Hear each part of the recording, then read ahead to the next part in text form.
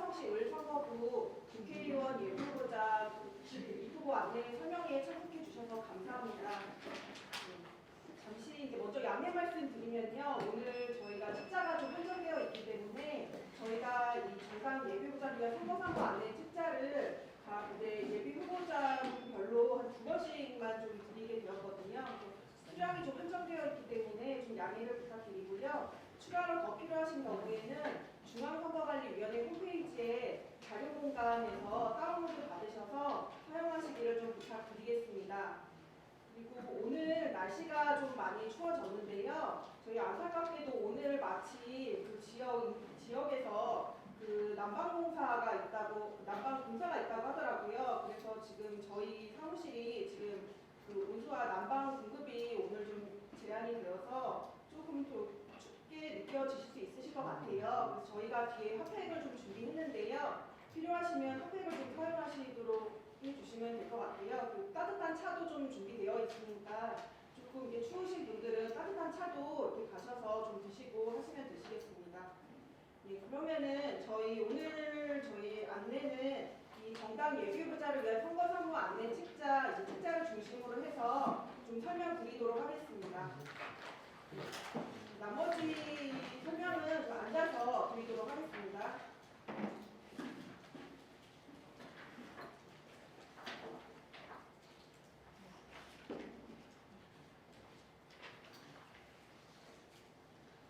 오늘 교육은 목차 보시고 좀 먼저 설명을 드리도록 할게요. 오늘 교육은 먼저 제가 그 예비후보자 등록 및 그 선거운동 분야에 대해서 말씀을 드리고요.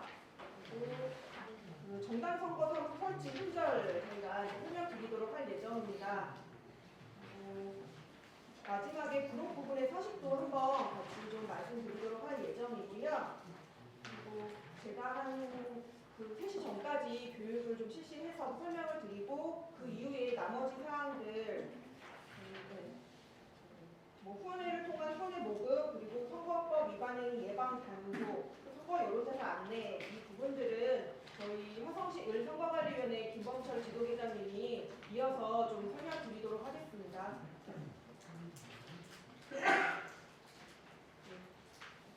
그럼 오늘 설명회는 저희 내년도 4월 10일 실시하는 제22대 국회의원 선거의 화성시 을 선거구 그 예비후보자 분들을 대상으로 해서 오늘 준비를 했고요. 화성시 갑선거구 또는 화성시 병선거구에 출마하시려고 하시는 분들은 화성시 갑선거관리위원회에 문의하시면 되실 것 같고요. 혹시 이제 비례대표 국회의원 선거를 준비하시는 분이 있으시다면 그 중앙선거관리위원회에 문의하셔서 안내받으시면 될 것 같습니다. 그리고 아직 저희가 이제 내년도 선거 아직 국회의원 선거구가 정확히 일정이 되지 않았는데요. 물론 이제 화성시 갑을병 선거구 외에 또 화성시 정선거구가 생긴다 이런 이야기들이 있잖아요. 근데 선거구에 대한 부분들은 아직 확정난 부분들이 없기 때문에 현재까지는 저희는 이제 화성시 을 선거구에 대해서 예비후보자 등록을 받고 선거 절차 사무를 진행을 하고 있고요. 그리고 혹시라도 이제 다음에 이제 선거구가 좀 변경이 된다면 그에 따른 절차들은 저희가 별도로 그 시기에 맞춰서 따로 안내를 드리도록 할 예정입니다. 네. 3페이지에 제22대 국회의원 선거 개관부터 좀 말씀을 드리겠습니다. 내일 중에는 이제 선거비용 제한액과 예비후보자 홍보물 발송 수량이 모두 공고될 예정이고요. 그리고 12월 12일부터 예비후보자 등록이 시작이 됩니다.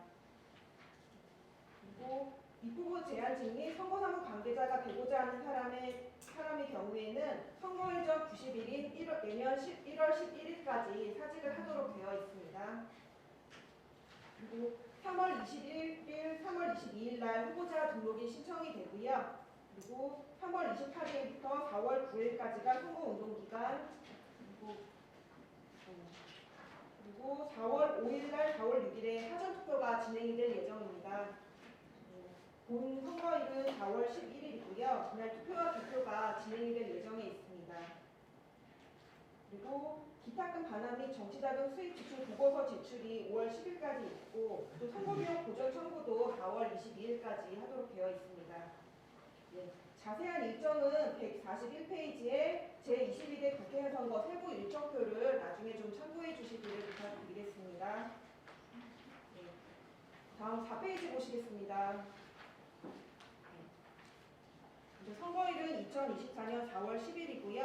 선거 기간은 2024년 3월 28일부터 4월 10일까지 14일간입니다. 그리고 그 임기는 내년 5월 30일부터 4년간 임기가 되어 있습니다. 선거권자는 먼저 선거권이 있는 자에 대해서 말씀드리겠습니다. 2006년 4월 11일 이전 출생한 18세 이상의 국민은 국회의원 선거권이 있습니다. 다만 지역구 국회의원의 선거권은 18세 이상의 국민으로서 선거인 명부 작성 기준일인 내년도 3월 19일 현재 국회의원 지역 선거구 안에 주민등록이 되어 있는 거주자, 거주불명자, 그리고 주민등록표에 3개월 이상 계속하여 올라있고 해당 국회의원 지역 선거구 안에 주민등록이 되어 있는 제외 국민에 한해서 지역구 국회의원 선거권이 있습니다. 다음 5페이지 후보자 등록 보시겠습니다. 3월 21일부터 3월 22일까지 2일간 매일 오전 9시부터 오후 6시까지 후보자 등록이 진행이 되고요. 기타 금액은 일반 후보자는 1,500만원, 그리고 등록 장애인 또는 선거인 현재 29세 이하인 경우는 750만원, 그리고 선거인 현재 30세 이상 39세 이하인 경우는 1,050만원입니다. 기타금 감액 대상 후보자의 출생 기준일은 저희 책자에 보시면은 나와 있고요. 이 책자에서 기타금 감액 대상 연령에 해당하시는 경우에는 감액된 금액으로 기타금 납부하시면 되시겠습니다. 그리고 보시면은 가로 안에 금액이 있는데요. 가로 안에 1,200만원, 600만원, 840만원은 예비 후보자로 기등록한 후보자가 납부할 기타 금액입니다. 다음 페이지 보시겠습니다. 다 기호 결정인데요. 후보자 등록 마감일 현재 국회에서 의석을 갖고 있는 정당의 추천을 받은 후보자, 의석이 없는 정당의 추천을 받은 후보자, 무소속 후보자 순으로 하도록 되어 있습니다. 다음 선거운동 보시겠습니다. 선거운동 기간은 3월 28일부터 4월 9일까지 13일간이고요. 선거운동에 대한 자세한 부분들은 이따가 이제 지도계장님이 알아서 한번 설명을 드릴 예정입니다. 9페이지에서 투표 및 개표인데요. 투표 기간은 사전투표는 2024년 4월 5일부터 4월 6일까지 이틀간 매일 오전 6시부터 오후 6시까지 이루어집니다. 거소 선상투표 및 제외투표 대상자를 제외한 모든 선거인은 사전투표를 할 수가 있고요. 전국 읍면동마다 한 개소의 사전투표소에서 안무곳이나 이렇게 가셔서 하실 수가 있습니다.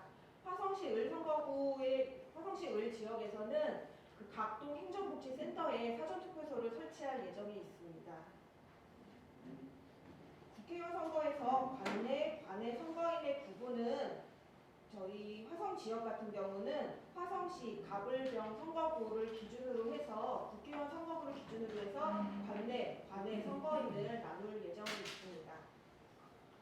선거일 투표는 내년 4월 10일 수요일 오전 6시부터 오후 6시까지 진행될 예정이고요. 10페이지를 보시면 개표는 오후 6시 투표 종료 후 개표소에 투표함이 도착하면 개시할 예정입니다. 당선인 결정에 있어서 유효투표의 다수를 얻은 사람을 지역구 국회의원 선거에서의 당선인으로 결정할 예정입니다. 다음은 11페이지 2장의 예비후보자 등록 및 선거운동에 대해서 말씀드리겠습니다. 한 가지 꼭 저희가 부탁드리고 싶은 게 있는데요. 예비후보자 등록 신청 서류 등에 대한 이제 사전 검토 안내입니다. 예비후보자 등록 서류는 본 후보자 등록 서류보다는 더 간단하기 때문에 바로 이렇게 작성하셔서 가져오실 수가 있는데요. 또 만약에 사전 검토 없이 오셨을 때에는 또 원하셨던 날짜 시간에 바로 이렇게 등록하기가 어려울 수가 있습니다. 그래서 수정사항이라든지 보완사항이 사항이 있으면 또 늦어질 수가 있기 때문에 예비 후보자에 있어서도 좀 가급적 좀 저희 선거관리위원회에 미리 방문하셔서 사전 검토를 받으실 수 있도록 좀 부탁을 드리겠고요. 예비 후보자 등록 서류는 내일부터 저희한테 오셔서 바로 사전 검토가 가능합니다. 오실 때에는 서류를 출력해 오셔도 좋겠지만 혹시 수정사항이 있으시면 또 다시 도로 사무실을 돌아가셔서 하시면 또 번거로우실 수 있기 때문에 파일을 담아 오시거나 뭐 이메일로 이렇게 보내놓으셔서 검토를 받으시고 혹시 수정사항이 있으시면은 현장에서 바로 수정하실 수 있도록 하시면은 좀 더 원활하게 하실 수 있으실 것 같습니다. 그리고 저희가 전산망이 이제 보안 때문에 좀 통신망이 다 분리가 좀 되어 있어요. 그래서 좀 가급적이면은 만약 개인 컴퓨터 노트북을 쓰신다면은 오셔서 개인 노트북으로 서류를 해당 작성하신 부분들을 현장에 수정하시고 저희 프린터기로 출력만 하실 수 있도록 이렇게 하시면은 전산망이 분리된 데에 따른 좀 어려움 없이 좀 더 원활하게 하실 수 있으실 것 같거든요. 그래서 파일 지참하시고 혹시 가능하시면 개인 노트북으로 이용해 주시기를 좀 부탁드리겠습니다. 13페이지 보시겠습니다. 예비 후보자란 공직선거에서 후보자가 되고자 하는 사람이 법에 정한 절차에 따라 관할 선거구위원회에 예비 후보자 등록 신청을 하여 등록된 사람을 말합니다. 예비 후보자가 후보자로 등록하고자 하는 때에는 후보자 등록 기간인 2024년 3월 22일에 새로 등록을 하여야 하며 후보자로 등록하지 않는 때에는 후보자 등록 마감일에 등록 마감 시각 후부터는 예비 후보자의 지위를 상실하게 되어 있습니다. 이런 경우에 있어서는 바로 지체 없이 예비 후보자 선거사무소에 현수막도 철거해 주시고 선거사무소도 폐쇄하도록 되어 있습니다. 예비 후보자로 등록하지 않고 바로 후보자로 등록하는 사람은 선거기간 개실 전일까지 예비 후보자로 겸한 것으로 보아 예비 후보자로서의 선거운동이 가능합니다. 그래서 예비 후보자로 등록을 하시게 되면은 예비 후보자로 등록하지 않은 입후보 예정자보다 좀 더 다양하게 선거운동을 하실 수가 있는데요. 37페이지를 보시면은요. 예비 후보자와 예비 후보자가 아닌 입후보 예정자의 차이가 있습니다. 보시면은 선거사무소를 설치하고 또 간판, 현판, 현수막도 게시하실 수가 있고요. 그리고 선거사무장을 포함한 선거사무원 선임, 또 자동 등록 통신의 방법을 이용해서 8회 이내에서 문자 메시지 발송 등 다양하게 선거운동이 가능하신 부분들이 있습니다. 이 부분 한번 참고해 주시면 좋을 것 같고요. 다시 13페이지로 돌아와서 보시겠습니다. 그리고 예비후보자로 등록하면 법에 정한 방법으로 선거운동할 수 있고 또 정치자금법에 의한 후원회를 통해서 1억 5천만 원 이내에서 후원금도 모금하실 수가 있습니다. 후원회 같은 경우는 별도의 서류로 저희한테 신고를 하셔야 되는 부분이고요. 이제 예비후보자 등록에 대해서 좀 자세히 말씀드리겠습니다. 예비 후보자는 2006년 4월 11일 이전 출생한 대한민국 국민은 예비 후보자 등록을 하실 수가 있고요. 다음 페이지 보시겠습니다. 기타금 납부인데요. 일반 후보자는 300만 원, 등록 장애인 또는 선거일 현재 29세 이하인 경우는 150만 원, 선거일 현재 30세 이상 39세 이하인 경우는 210만 원의 기타금을 예비후보자 등록 시 납부하시면 되시겠습니다. 기타금 감액 대상 후보자 출생 기준일은 저희 책자를 보시고 이 기간에 해당하시는 경우에는 감액된 금액으로 기타금 납부하시면 됩니다. 예비 후보자 등록 신청 시에 저희 화성시 을 선거관리위원회가 개설한 금융기관에 예비 후보자 등록 신청자의 명의로 입금한 후에 무통장 입금표를 등록 서류와 같이 제출해 주시면 되시겠습니다. 기타금 납부 계좌번호는 저희 계좌번호를 책자에 저희가 스티커로 부착해 놓았습니다. 그리고 메모 박스 안에 예비 후보자 기타금 반환 및 기속입니다. 기타금 반환에 대한 부분인데요. 예비 후보자가 사망하거나 공직선거에서 후보자 선출을 위한 당내 경선에서 선출되지 아니한 경우 해당 정당에서 선거관리위원회로 명단을 통보하도록 되어 있습니다. 명단에 포함된 경우에는 저희가 기탁금을 전액 반환해드리고 있습니다. 반환 기한은 선거일후 30일 이내인 5월 10일, 2024년 5월 10일까지이고요. 또 반환 요건에 해당되지 않는 경우에 예비후보자의 기탁금 전액은 국가에 귀속됩니다. 15페이지에 다 예비후보자 등록 신청입니다. 다음 주 2023년 12월 12일 화요일부터 예비후보자 등록이 가능합니다. 그래서 화성시 을 선거구에 대해서는 화성시 을 선거관리위원회에, 화성시 갑, 화성시 병 선거구에 있어서는 화성시 갑 선거관리위원회에 예비후보자 등록 신청을 하시면 되시겠습니다. 신청 시간은 저희 법상 일반직 국가공무원의 정상 근무일에 오전 9시부터 오후 6시까지 하도록 되어 있기 때문에 평일 오전 9시부터 오후 6시까지라고 생각을 하시면 되시겠습니다. 저희가 본 후보자 등록을 하시고 나면 후보자 등록 기간의 다음 날부터는 공휴일에도 불구하고 저희가 그런 각종 신고, 신청, 서류 제출을 하실 수가 있도록 되어 있는데요. 이 부분은 예비 후보자와 본 후보자 때 다르기 때문에 예비 후보자 때는 평일만 신고, 신청, 서류 제출이 가능하다고 생각하시면 되시겠습니다. 네, 3번 등록 신청 서류 목록입니다. 예비 후보자 등록 신청서, 그리고 가족관계 증명서, 또 공직선거법 제53조 제1항 및 제5항에 따라서 그 직을 가지고 입후보할 수 없는 사람에 한해서는 타직원 접수증 또는 해임 증명 서류를 제출하셔야 되고요. 다음 페이지에 전과기록에 관한 증명서류, 그리고 학력에 관한 증명서, 예비후보자의 인형신고서, 그리고 홈페이지에 게시할 사진, 증명사진 2매와 전자 파일을 제출해 주시면 되시겠습니다. 가족관계 증명서에 있어서는 보통 일반하고 상세 두 종류를 떼실 수가 있을 건데요.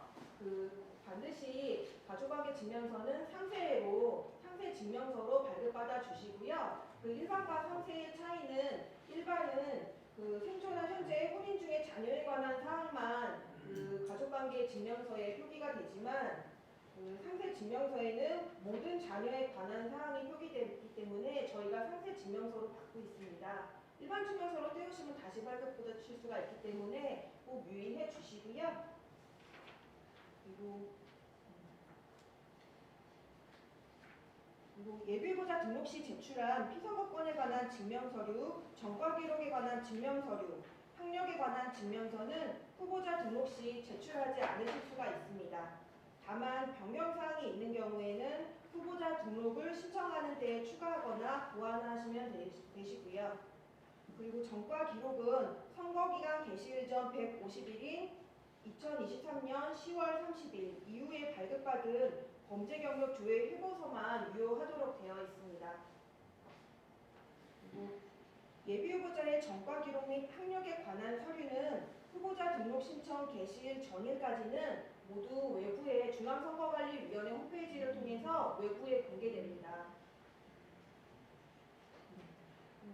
사진 저희가 제출을 해주시도록 할 때 전자 파일도 같이 제출해 주시도록 말씀을 드렸는데요.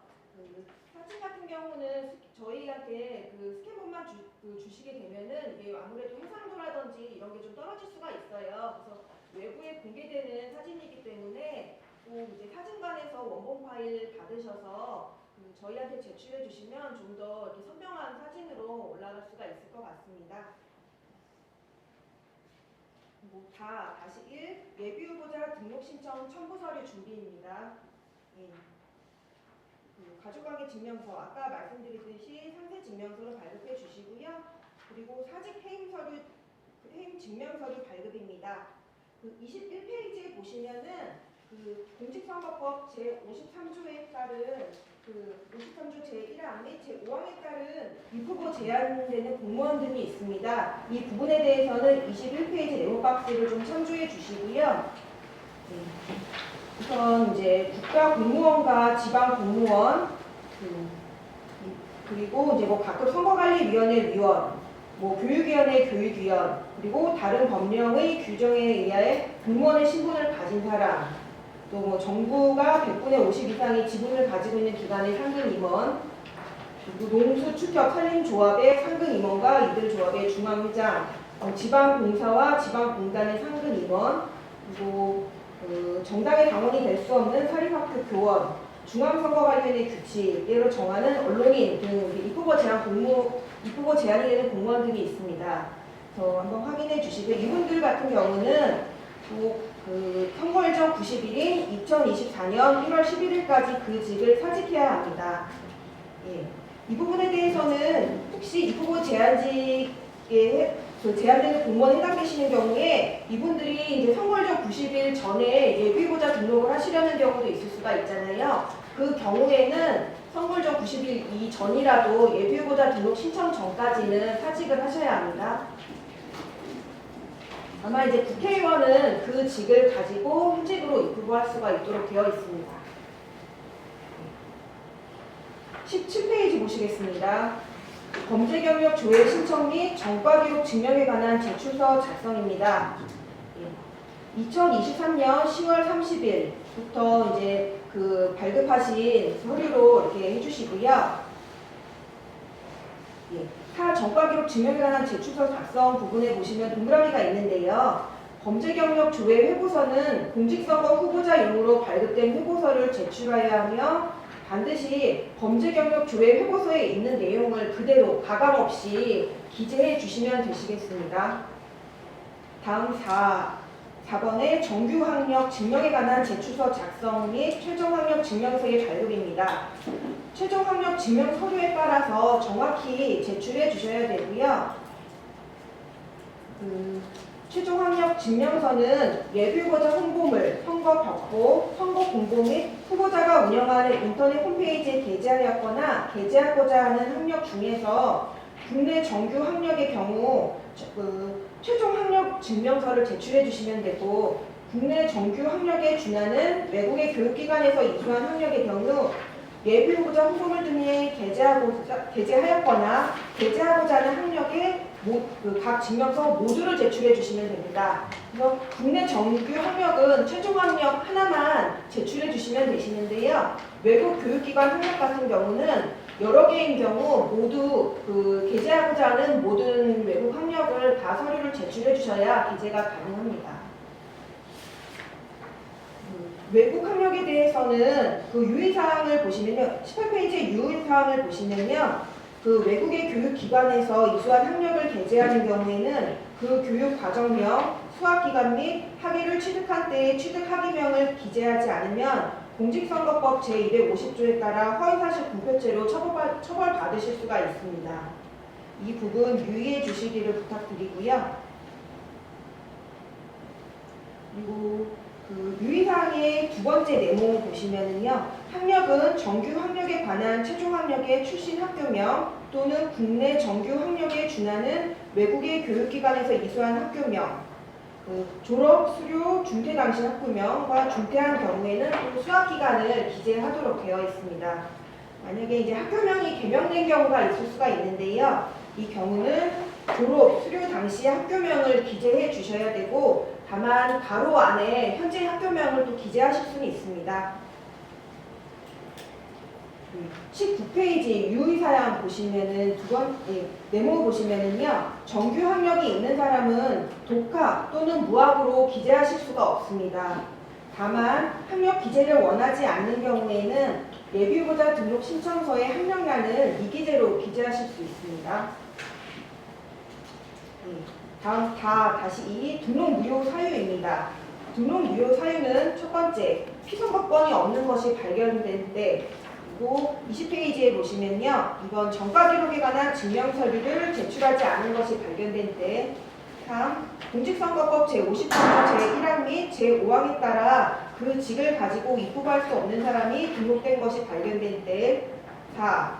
그 당내 경선에 따라 그 정당이 공직선거 후보자를 추천하기 위하여 경선을 실시한 경우 당내 경선 후보자로 등재된 사람으로서 해당 정당의 후보자로 선출되지 아니한 사람에 해당하는 것이 발견된 때, 그러니까 정당에서 당내 경선에서 공직선거 후보자로 선출되지 아니한 사람 명단에 따라서 그 등록 무효가 되고 있습니다.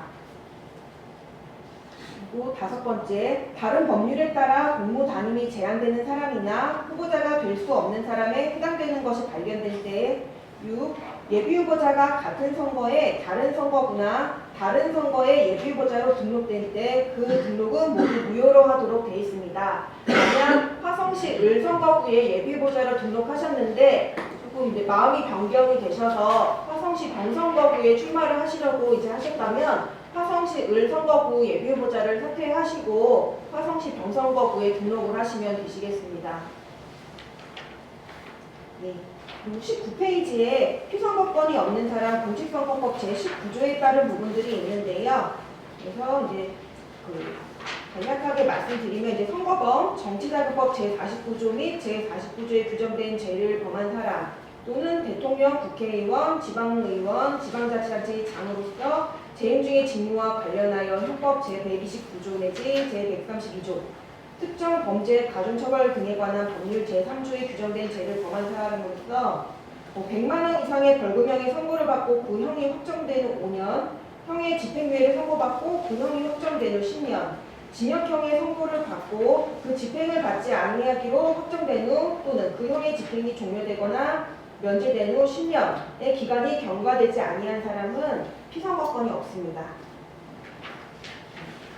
다음 20페이지에 보시면 또 법원의 판결 또는 다른 법률에 따라 선거권 또는 피선거권이 정지되거나 상실된 사람, 금고 이상의 형의 선고를 받고 그 형이 실효되지 아니한 사람, 또 국회법 제166조의 죄를 범한 사람으로서 다음 중 어느 하나에 해당하는 사람, 해당하는 그 기간들이 있습니다. 그리고 공직선거법 제230조 제6항의 죄를 범한 사람으로서 정당의 후보자 추천 관련 금품투술 금지 관련된 범죄입니다. 벌금형의 선고를 받고 그 형이 확정된 후 10년이 경과하지 않은 사람은 모두 피선거권이 없습니다.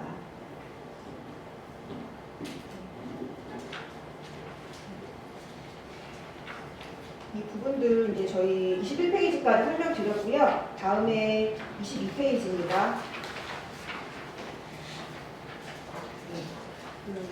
등록하실 때에는 예비후보자 선거 사무장에 인용신고서도 제출해 주시도록 되어 있습니다. 예비후보자가 후보자로 등록하는 경우와 예비후보자의 선거 사무장이 그대로 후보자의 선거 사무장으로 보는 경우에 있어서는 기제출한 인용신고서를 그대로 사용하실 수도 있습니다. 그리고 예비후보자 사퇴 신고입니다. 만약에 사퇴를 하시려고 하는 경우에 있어서는 예비후보자 본인이 직접 서면으로 저희 화성시 을선거관리위원회에 신고하도록 되어 있습니다. 그리고 선거사무소 설치 23페이지 설명하기 전에 저희가 유인물 예비후보자 등록 신청 안내 서류를 같이 책자에 드렸어요. 저희 화성시 을선거관리위원회의 예비후보자 등록 신청 안내 부분인데요. 신청기간은 2023년 12월 12일 화요일부터 2024년 3월 20일 수요일까지 매일 오전 9시부터 오후 6시까지 토요일, 공휴일 제외하고 예비후보자 등록이 가능합니다. 신청 방법은 제출 서류를 모두 첨부하셔서 예비후보자가 되고자 하는 자의 명의로 서면으로 신청해 주시면 되시겠습니다. 아까도 말씀드렸던 유의사항들 저희가 제출 서류에도 한번 기재해 드렸는데요. 이제 상세증명서, 가족관계증명 상세증명서 발급받아 주시고 사 부분에 기타금 무통장 입금증 해주실 때 저희 선관위 계좌번호도 같이 기재해 드렸습니다. 그래서 이 예비후보자 등록 신청 안내 유인물 보시고 서류 준비해 주시면 되실 것 같습니다. 그리고 등록과 관련한 문의사항 있으면 언제든지 전화 주시고요. 그리고 다음 페이지에 보시면은 유인물 다음 페이지입니다. 예비후보자 등록 신청서 작성 예시 및 작성 요령입니다. 예비후보자 등록 신청서에 선거명, 선거구명은 제22대 국회의원 선거 화성시 을 선거구 정확하게 기재해 주시면 됩니다. 그리고 소속 정당명은 정당 소속 예비후보자는 그 해당하신 소속 정당명을 기재해 주시고 무소속이신 경우는 무소속으로 기재하시면 되시겠습니다. 성명은 가족관계 증명서에 기재된 성명 정확히 기재해 주시고 그 주소는 주민등록상의 주소를 도로명 주소로 정확히 기재해 주시면 됩니다. 직업은 현재 가지고 계신 대표적인 직업을 기재해 주시고요. 학력은 정규 학력을 기재해 주시기 바랍니다. 경력 부분은 대표적인 주요 경력을 2개 이내로 기재해 주시고요. 현직인 경우는 전직인 경우에는 전으로 이렇게 앞에 표시해 주시면 됩니다. 예비후보자 등록 신청서에 기재해 주신 사항대로 중에 중앙선거관리위원회 홈페이지에 예비후보자 명단에 그대로 기재가 되기 때문에 그 부분 유의하셔서 작성해 주시면 되시겠습니다.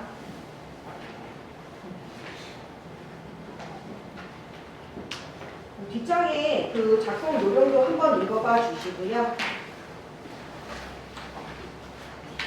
그리고 91페이지 선거사무소의 설치 부분 말씀드리겠습니다. 책대로 다시 돌아와서 보시면 되시고요.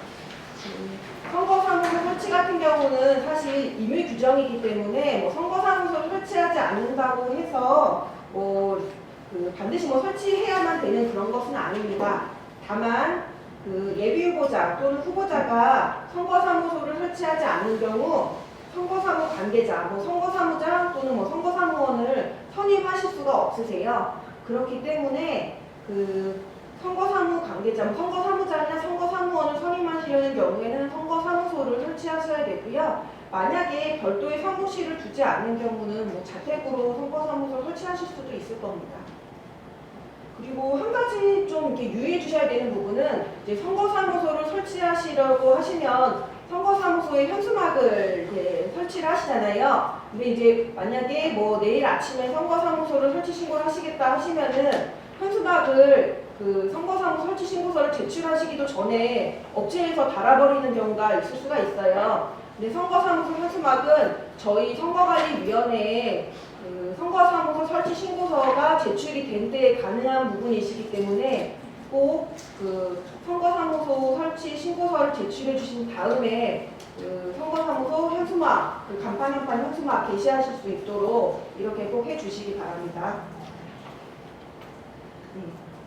선거사무소는 예비후보자별로 한 개소 설치하실 수가 있고요. 예비후보자 등록 이후부터 후보자 등록 전까지 해당 국회의원 지역구 안에 저희 화성시 을 선거구 안에 고정된 장소 또는 시설에 설치하시면 됩니다. 그리고 팁 부분을 보시면요. 예비후보자가 그 신분을 상실할 때에는 선거사무소를 지체 없이 폐쇄하셔야 합니다. 그리고 정당 소속 예비후보자의 선거사무소는 그에 대행하는 정당 선거사무소에 둘 수가 있습니다. 그리고 식품 접객 영업소 또는 공중위생 영업소 등에는 선거사무소를 설치할 수가 없습니다. 그리고 예비후보자가 후보자 등록을 마친 때에는 예비후보자의 선거사무소는 별도의 신고가 없다면 후보자의 선거사무소로 보고 있습니다. 다음 페이지 보시겠습니다. 선거사무소에는 간판, 현판, 현수막, 수량, 규격 제한 없이 설치 개시하실 수가 있는데요. 다만 선거사무소가 있는 건물이나 그 담장을 벗어난 장소에는 간판, 현판 및 현수막을 설치하실 수가 없습니다. 그리고 에듀걸룬을 이용한 방법으로는 하실 수가 없고요. 또 이제 녹화기 사용에 이르는 방법으로도 하실 수는 없습니다. 다음 4번 선거사무 관계자 및 회계책임자 선임입니다. 선거사무장, 선거사무원은 예비후보자가 신고하실 수가 있는데요. 다만 선거사무원은 신고하실 수가 있습니다. 그리고 선임 25페이지에 선임 인원은 선거사무장 포함 3명 이내로 되어 있습니다. 그래서 만약에 예비후보자 본인이 선거사무장을 겸임하는 경우에도 그 수가 산입되기 때문에 선거사무원은 2명까지 가능하시다고 생각하시면 되고 교체는 총 2회에 한해서 교체하실 수가 있습니다. 그리고 그 선거 운동을 할 수 없는 사람, 공직선거법 제60조에 따른 부분들 네모박스 참고해 주시고요. 유의하셔야 되는 부분들은 일단 미성년자 같은 경우에 이제 18세 미만의 사람 선거 운동을 할 수가 없는데요. 선거일에 투표일에 18세 이상에 도달한다고 하더라도 선거 운동을 하는 시점에 18세 미만인 경우에는 선거 운동을 하실 수가 없습니다. 그리고 특히 이제 조금 유의하셔야 되는 분들은 주민자치위원회 위원, 통일반회장 다 선거 운동을 할 수가 없습니다. 그 선거사무원 모집하시고 하실 때 꼭 유의해 주셔야 되실 것 같고요. 다만 선거사무장, 선거연락소장, 선거사무원, 활동보조인, 회계책임자 등 이제 되시려고 하는 경우에 있어서 2024년 1월 11일 선거일 전 90일까지는 주민자치위원, 통리반의 직을 사직하고는 하실 수가 있습니다. 다만 선거일 후 6개월 이내 주민자치위원회 위원은 선거일까지 종전의 직에 복직하실 수가 없습니다. 그리고 예비후보자의 배우자, 지금 7번에서 이렇게 손가락 표시 부분에 보시면 예비후보자의 배우자가 이 4번에서 7번까지 해당되는 경우 그 직을 가지고 선거운동을 할 수 있으나 예비후보자의 직계준비소득이 이에 해당되는 경우 그 직을 가지고 선거운동을 할 수 없다. 이런 부분들이 있잖아요. 또 다음 후보자의 직계준비소득이 위 4부터 7까지 해당되는 경우는 그 직을 가지고 선거운동을 할 수 있다고 되어 있는데요. 간단하게 말씀드리면, 예시를 들어 말씀드리면 배우자가 공무원인 경우 예비후보자, 후보자 모두 이제 공무원의 신분으로서 선거운동이 가능합니다. 근데 직계준비소득이 만약에 공무원인 경우에 있어서 직계준비소득이 공무원이면 예비후보자 때는 선거운동이 안 되지만 후보자 때는 가능하다. 이렇게 말씀드릴 수 있습니다. 그래서 배우자 같은 경우는 예비후보자, 후보자 때 모두 지금 제한되는 동그라미 4번부터 7번까지의 직을 가지고 있더라도 모두 선거운동이 가능하도록 되어 있습니다. 이런 부분들 혹시나 해당되시는 경우에 있어서는 한번 봐주시고요. 페이지를 네. 25페이지입니다. 네. 25페이지에 공직선거법 제60조 선거운동을 할 수 없는 사람 네모 박스가 있는데요. 거기에서 동그라미 4번부터 7번까지 해당되는 직을 가지고 있는 분들이 예비후보자의 배우자 또는 이제 후보자의 배우자인 경우 예비후보자, 후보자의 직계준비소득인 경우에 대해서 말씀드렸습니다. 네. 다음 페이지 26페이지 말씀드리겠습니다. 네. 26페이지 가로 8 유의사항입니다. 가번 보시면은요. 선거사무장을 두지 않는 경우 예비후보자가 선거사무장을 겸한 것으로 본다. 아까 한번 말씀드렸고요. 같은 선거에 있어서는 둘 이상의 예비후보자는 동일인을 함께 선거사무장, 선거사무원으로 선임할 수가 없습니다. 그리고 다 인쇄물, 시설물, 그 밖의 광고물을 이용하여 선거운동을 하는 사람을 모집할 수 없습니다. 다음 27페이지입니다. 보시면요. 후보자와 달리 예비후보자의 경우에 소속 정당의 유급사무 직원이나 국회의원의 보좌관, 비서 또는 지방의회 의원이 예비후보자의 선거사무원이 되는 경우 그 선거사무원 수에 한입된다고 되어 있습니다.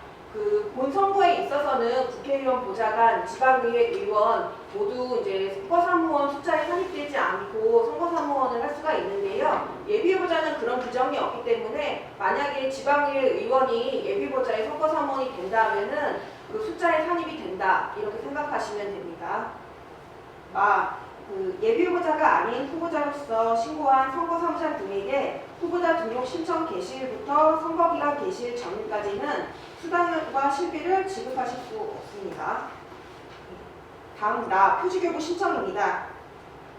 표지교부 신청은 일단 선거사무장 등의 선임 교체 신고서를 제출해 주시면 표지교부 신청을 하신 것으로 보아서 저희가 표지를 드리고 있고요. 다 아래쪽에 당구장 표시 보시면은요. 선거사무장, 선거사무원, 활동보조인 및 회계책임자가 선거운동을 하면서 표지를 달지 않은 경우 최고 100만 원의 과태료를 부과할 수 있습니다.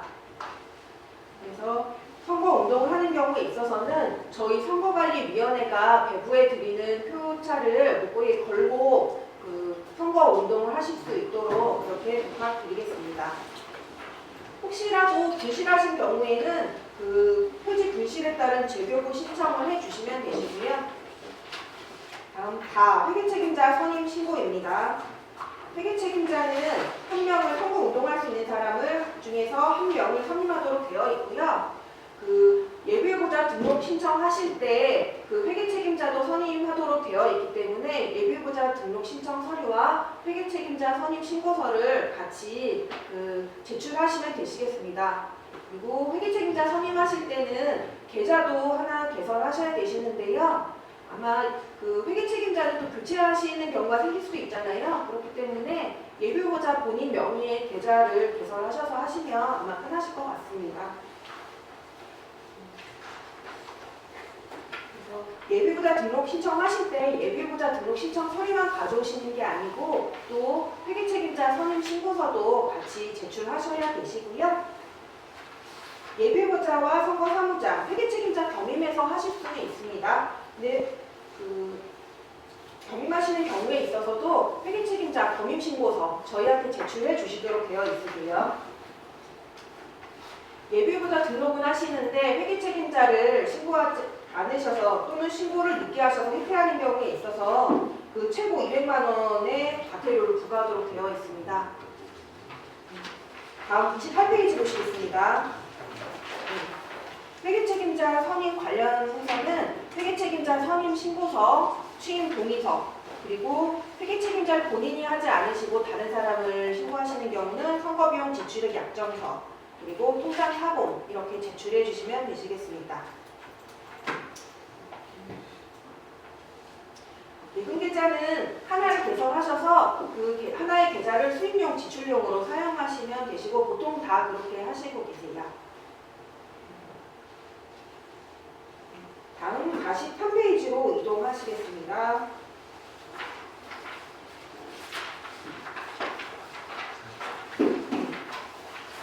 이후 부분의 예비후보자의 선거운동 부분은 다음에 저희 화성시 을선거관리위원회 지도부장님이 아마 설명을 해주실 거고요. 저희 정당선거사무소 설치 등에 대해서 말씀드리겠습니다. 3장 정당선거사무소의 설치 부분이고요. 정당선거사무소 43페이지입니다.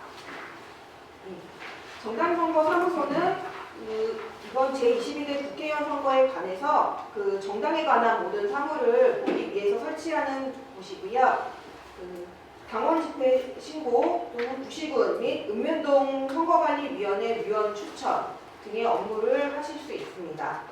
정당선거사무소는 선거운동을 위한 기구로 허용된 것이 아니기 때문에 선거대책기구를 설치하거나 선거운동을 위한 기구로 사용할 수가 없습니다. 다만 이제 정당선거사무소에 정당추천 후보자, 정당추천 예비후보자 선거사무소를 설치한 경우는 예외로 가능한 부분이 있고요.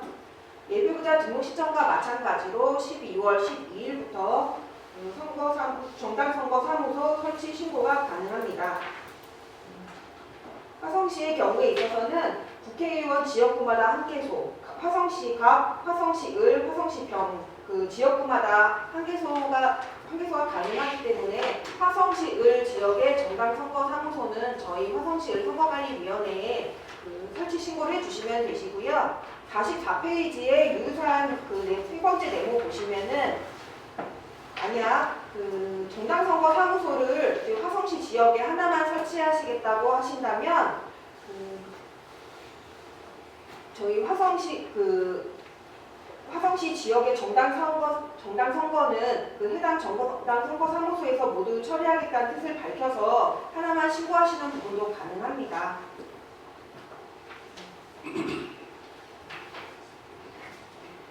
그리고 45페이지에 보시면 정당선거사무소에도 간판, 현판, 현수막을 설치하실 수가 있는데요.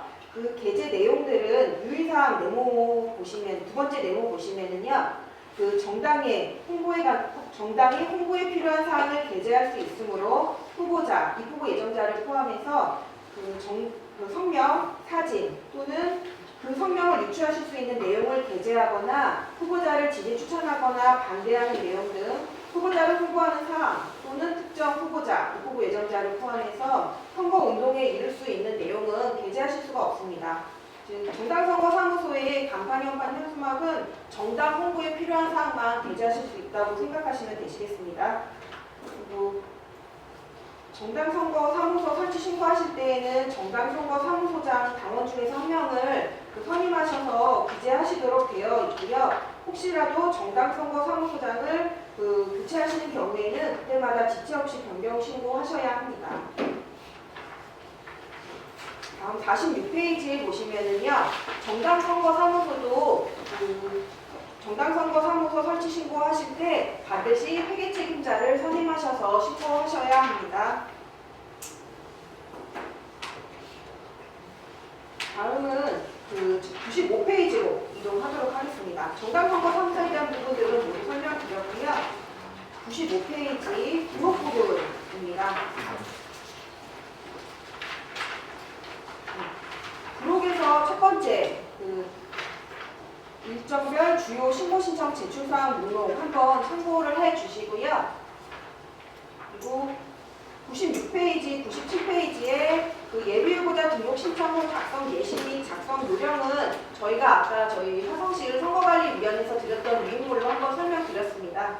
그 유인물 외에 책자에서도 96페이지, 97페이지 참고하시면 되시겠습니다. 그리고 99페이지부터 보시면은 각종 신고 신청 제출 서식들이 있습니다. 이 부분들은 이제 각종 신고 신청 서류 작성하실 때에는 중앙선거관리위 홈페이지 자료 공간에서 이 선거사무 안내 책자 파일 다운로드 받으셔서 이 서식들 사용하시면 되시고요. 작성하실 때에는 반드시 주란들이 있습니다.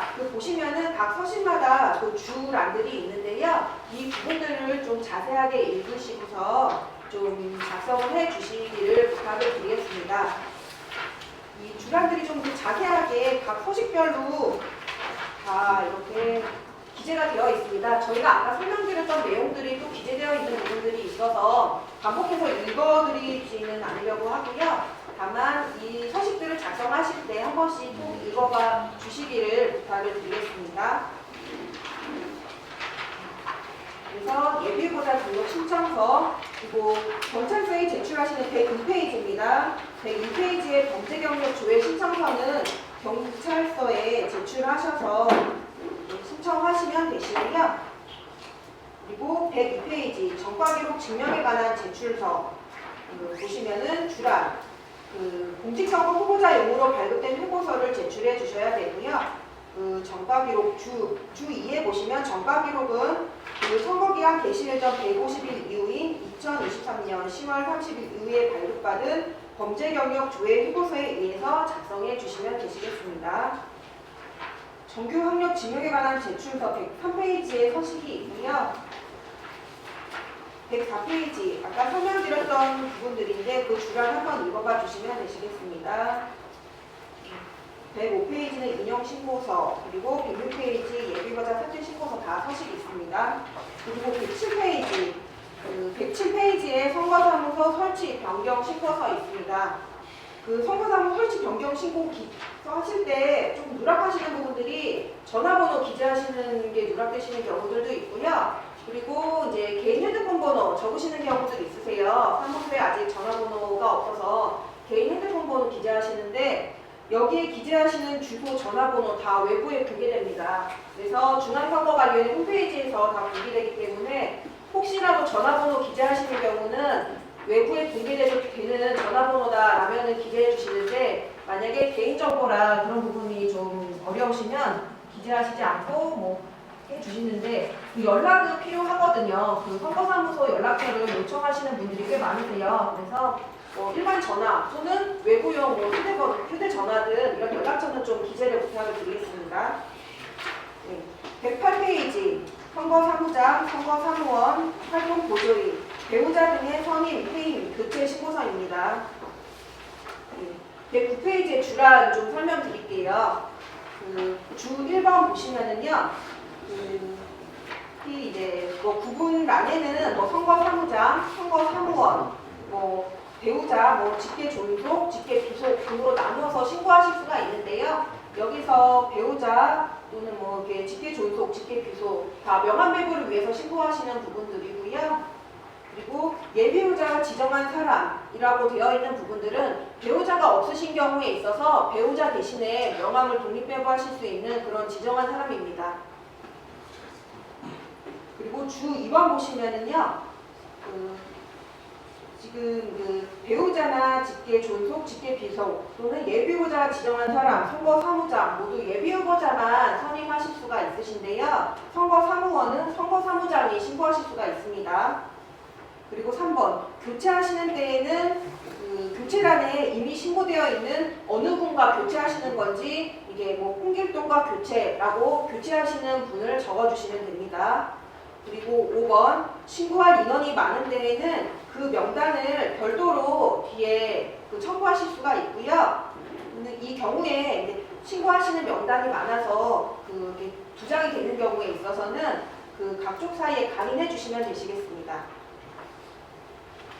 신고하실 때 각각의 신고 대상자의 성명, 생년월일, 주소, 전화번호, 직업 다 빠짐없이 기재해 주실 수 있도록 미리 사전에 정보 확인 좀 부탁드리겠습니다. 예, 110페이지입니다.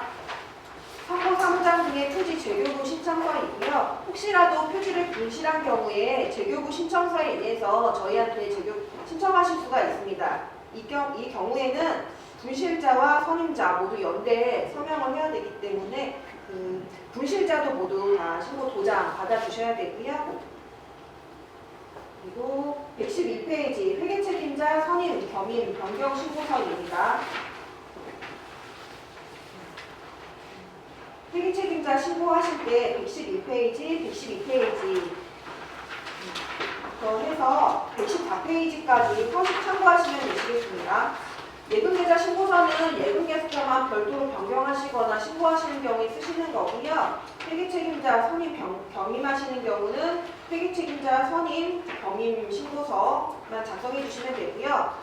만약에 본인이 겸임하시는 경우에 있어서는 취임동의서, 약정서 필요 없을 거고요. 그런 경우는 예금계좌 사본과 회계책임자 겸임 신고서 두 개만 제출하시면 되고요. 만약에 별도의 다른 사람을 회계책임자로 선임하시는 경우에는 회계책임자 선임신고서, 취임동의서, 선거비용 지출액 약정서, 예금계좌 사본 이렇게 서류 제출하시면 되시겠습니다.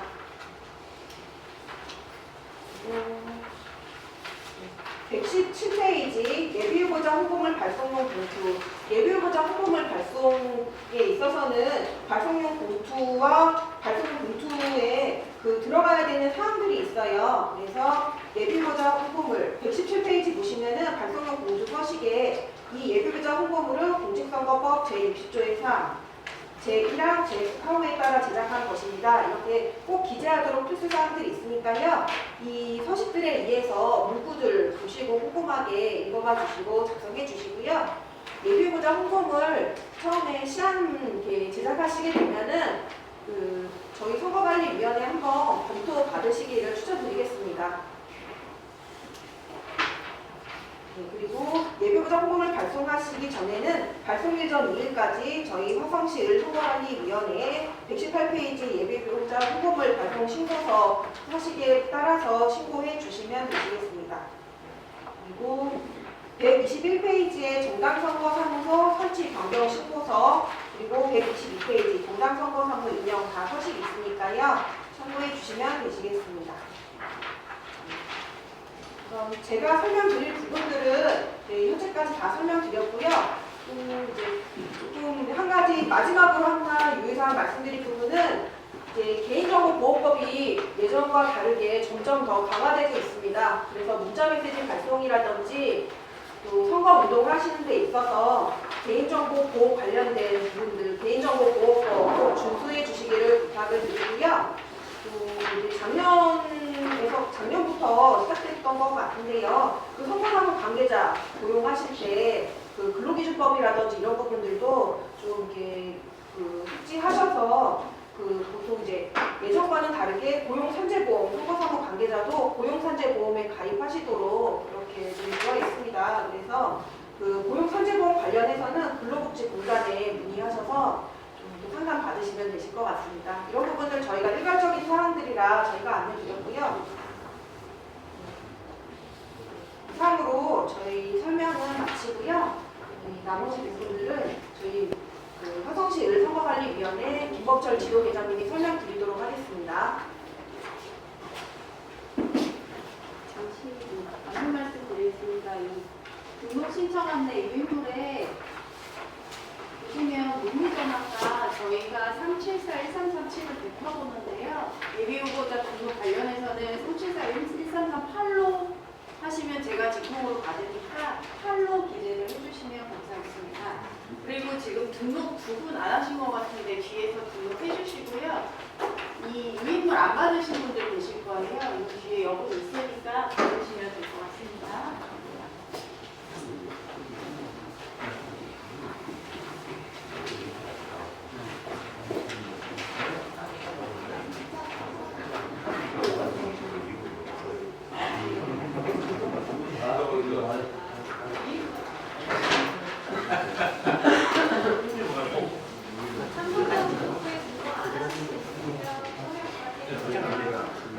두분 계세요.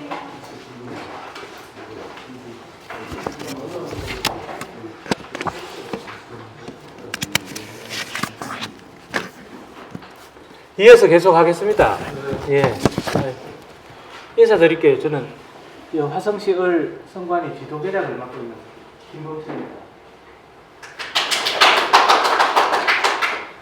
예, 고맙습니다. 예. 힘드시죠? 한 시간 이렇게 이제 앉아가 강의 듣는 것도 아니고 공부하는 것도 아니고 앉아 있다는 게 몸 좀 푸시죠. 이렇게 이렇게 고개도 한번 돌리시고 뒤로 쫙 한 2시간 정도밖에 안 하니까 몸 좀 푸시고 또 제가 처음 뵙는 분도 있고 기존에 또 몇 분은 보신 분도 있고 이런데 앞으로 이제 또 통화도 좀 하실 일이 생길 것도 같고 그럴 것 같아요. 그리고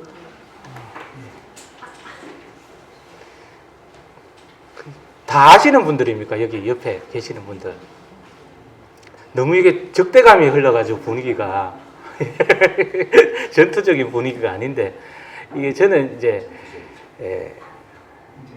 선관위에 근무한 지가 한 20년 됩니다. 딱 한 만 20년 되는데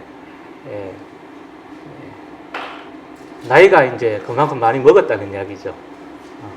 근데 그런 것 같아요. 이게 다 선거라는 게 그렇잖아요. 나와가지고 내가 잘하는 것도 있지만은 또 상대편이 내보다 더 잘하면 또 당선이 될 수도 있고 이런 게 이제 선거판이라고 저는 생각하는데 굳이 이제 여기 계시는 후보자님도 계시고 같이 도와주시는 분도 계시는데 서로 이제 만나도 이렇게 후보 등록하시고 이제 마주칠 일도 있고 이러실 텐데 서로 이제 좀 인사라도 이제 밝은 표정으로 이렇게 하시는 게 좋지 뭐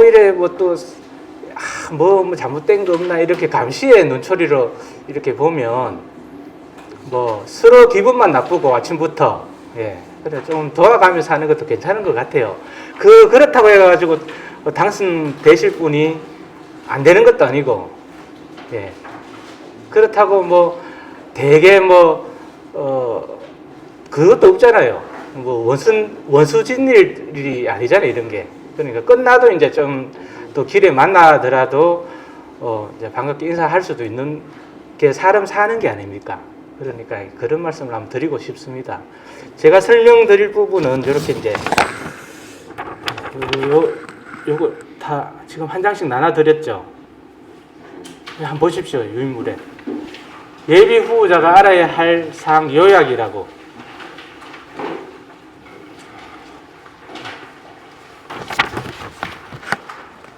제가 어제 말 설명을 좀 드리려고 늦게 남아가 좀 작성을 했습니다. 그래 이런 자리를 제가 자주는 이렇게 설명을 드릴 기회는 없는데 괜히 세세한 부분까지 다 말씀드리면 끝이 없습니다. 그러니까 이거 다 바쁘시잖아요. 또 귀한 시간 내셔가지고 오셨는데 이렇게 이제 가능하면 엑기스만 추려가지고 나머지는 또 선거 운동을 하시면서 아니면 또 하나라도 뭐 의미 나는 점이 있으면 제가 전화번호도 적어놨습니다. 뒤에 전화해 주시면 저희가 또 친절하게 답변을 드릴게요. 혹시 제가 고향이 경상도라 가지고 이제 억양이 좀 드세잖아요. 친절하지 않다고 느끼실 수도 있습니다. 전화 통화를 해보면. 그러니까 그거는 제 마음이 그런 게 아니고 말투가 그런 거니까 이해를 해주시기를 부탁드립니다.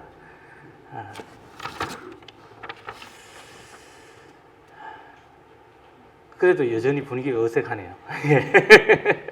그 퀴즈를 하나 내겠습니다. 예. 상품 제가 생각을 해보겠습니다. 예. 국회의원 선거의 반대말은 무엇일까요? 반대말. 국회의원 선거의 반대말.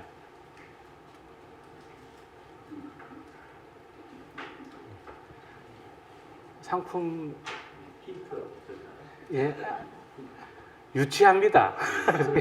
상팔년도 개그입니다. 또 유치 플러스 허무. 예. 시간 관계상 제가 발표를 하겠습니다. 국회의원 앉은 거. 선거 반대말 앉은 거. 예. 예, 허무하죠. 그리고 지금 전화가 가장 많이 오는 게 제일 많이 여쭤보는 게 그겁니다.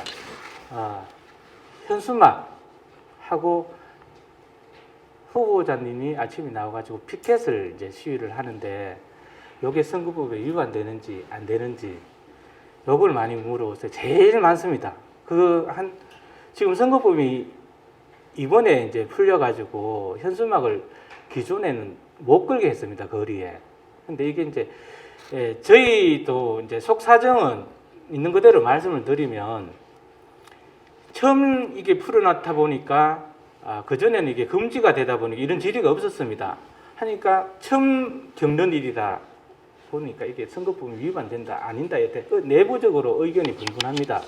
나중에 이 선거운동이라는 이런 부분을 보면 이 선거운동이 상대 후보자의 당선 또는 낙선을 도모하는 행위 이렇게 되어 있습니다. 그러니까 이 문구 하나하나가 현수막에 적힌 문구 하나하나가 이게 후보자의 선거에 도움이 되는지 아니면 그냥 정치적 현안을 이제 설명하는지를 판단을 해서 이제 제가 답변을 해주는데 여기 계신 분 중에서 답변을 저한테 많이 물어보신 분도 계시고 안 물어보신 분도 계시지만 저희 내부적으로는 그래도 이 하성 을 지역에는 공평하게 이제 적용을 하자 이렇게 이야기를 합니다.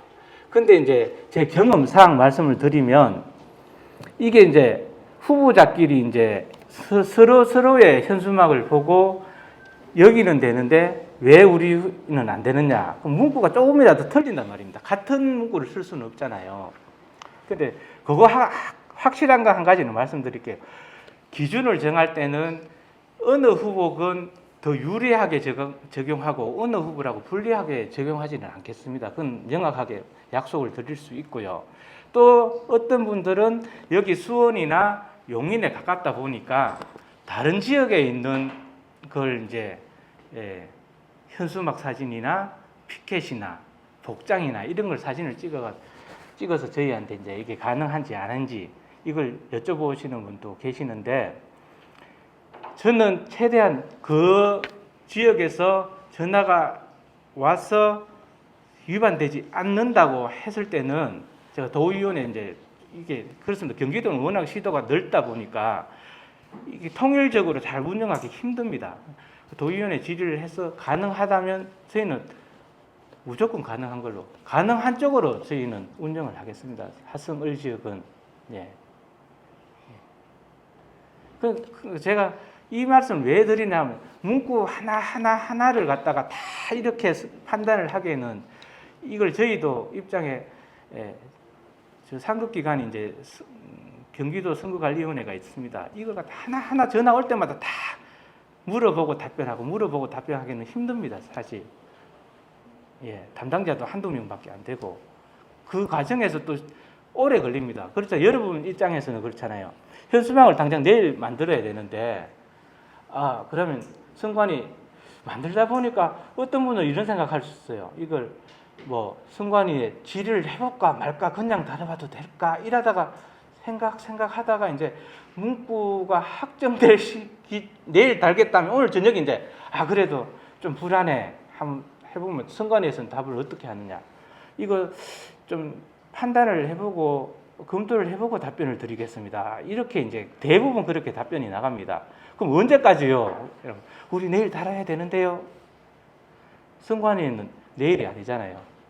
참 내일이라는 게 우리 업무가 급박한 게 아니잖아요. 민원 처리 기간이냐면 누차 말씀드리자면 민원 처리 기간이 있고 다른 후보님들이 또 질의하신 사항이 밀려 있을 수도 있습니다. 내부적으로. 그러니까 조금 이 말씀을 왜 드려요? 조금 여유롭게 한 최소한 2, 3일 전에 이렇게 문구를 이제 현수막 시안이라든지 이게 만들어지면 그때 한번 질의를 해주시면 저희가 이제 최대한 빠르게 신속하게 정확하게 답변을 드리겠습니다. 예. 그래서 저희 내부적인 사정도 좀 그걸 생각을 해 줬으면 하고 이런 말씀을 드립니다. 예. 행사도 마찬가지입니다. 당장 내일 행사를 하는데 오늘 저녁에 퇴근할 때쯤 6시에 저희는 퇴근입니다.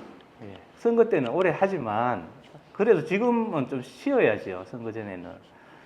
예. 그러니까 조금 저희를 좀 생각해서라도 행사 이제 있으면 좀 기획 문서 이렇게 계획 문서라도 있으면 이렇게 하려고 하는데 선거법 위반이 되느냐 이런 거 한번 물어봐 주시면 저희가 편하고 서로 이제 편한 거죠.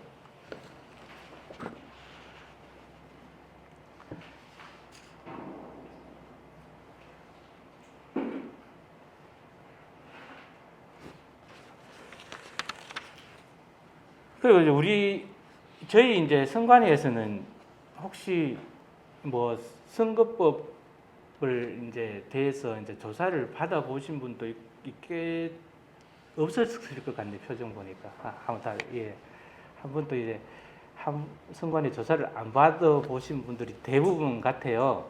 근데 저희 이제 조치하는 선거법 위반 신고가 들어와 가지고 조치를 어떤 과정을 거쳐서 한다는 걸 말씀을 드릴게요.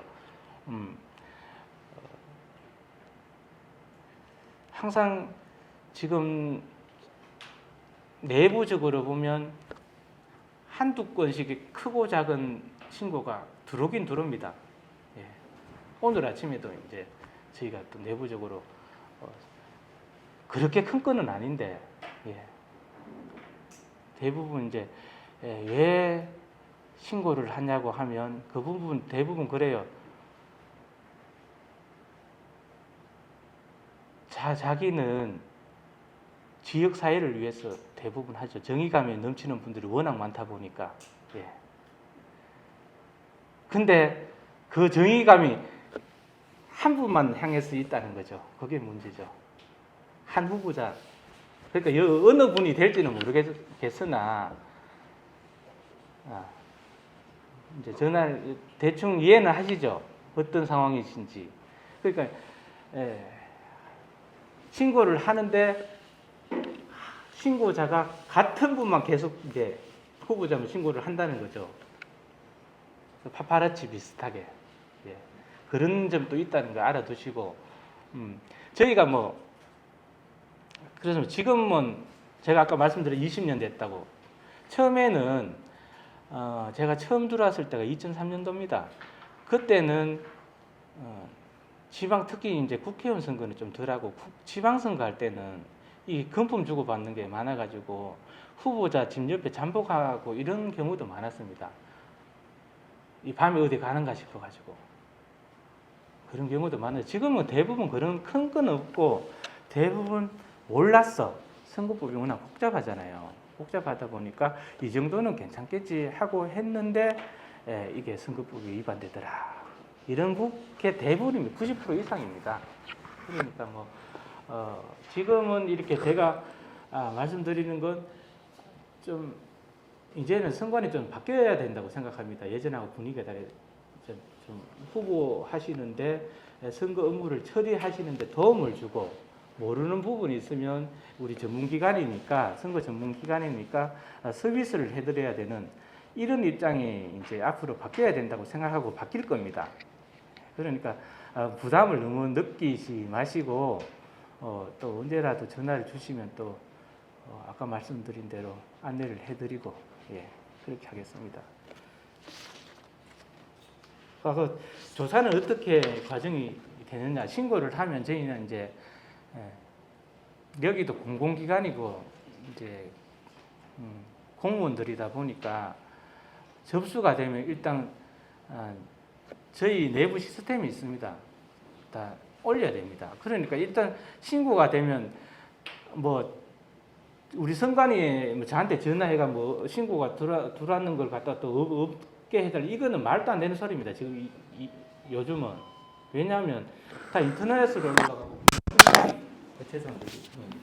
중앙선관위 그 신고 시스템으로 하는 경우가 많기 때문에 이 신고 자체를 갖다가 우리 선관위에서 무마를 시켜준다는 것은 있을 수가 없는 일이고 또 신고가 됐다고 해가지고 꼭 그 사람이 이 선거법 위반 법을 확실히 알고 신고하는 것도 아닌 경우가 되게 많아요. 그러니까 너무 걱정을 안 하셔도 되고 일단 저희가 신고를 받으면 그분 대상자 그러니까 신고를 한 후보자나 또 관계자가 되겠죠. 후보자 관계자가 되면 그분들에게 전화 또는 문서로 출석 요구를 합니다.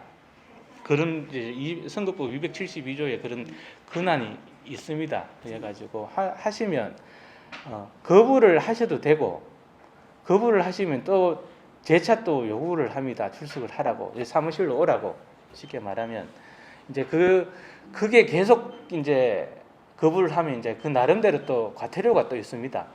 예. 제 생각에는 오는 게 좋습니다. 오시는 게 그러니까 오시면 이제 저희가 이제 조서 같은 걸 이제 한 장 받거나 확인서를 받습니다. 받고 이게 중대하다고 생각되면 저희는 이제 조사를 하고 이 증거 자료를 수집해 가지고 검찰이나 검찰로 고발 조치를 하는 거죠.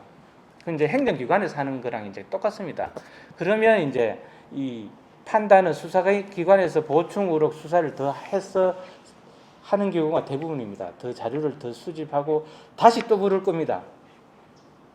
그 정도 되면 이제 좀 문제가 심각하다 이렇게 생각하시면 됩니다. 예. 검찰이나 경찰에서 이제 출석 소환 통보를 하면 그다음에 이제 그 단계에 가면 이제 무죄 아니면 벌금형 아니면 이제 또 징역형 이렇게 나가는 거 기소가 되면 무죄 받을 수도 있고 뭐 그런 거고 저희는 이제 아까 그랬잖아요. 경미한 사항이다 그러면 행정 처분이 나갑니다.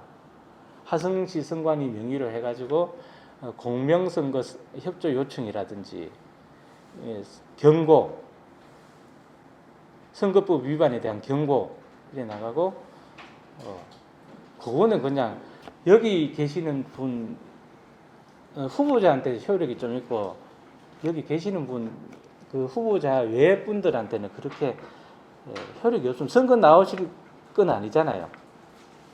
그 후보자님 그 말고 그러니까 그렇게 뭐 치명적인 그런 건 없습니다. 해가 되는 그런 건 없으니까 그래 아시면 되겠고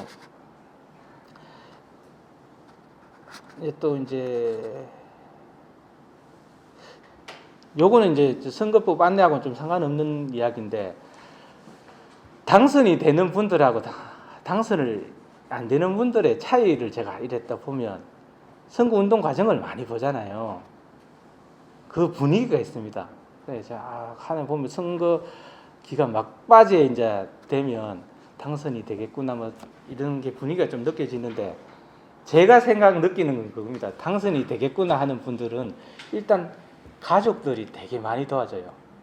아들, 딸, 뭐 배우자 아니면 어떤 분들은 참 연세 많으신 어머니, 아버지 다 나와가지고 막 새벽에 나와가지고 도와주시는 분들 이런 분들이 당선 가능성이 좀 높고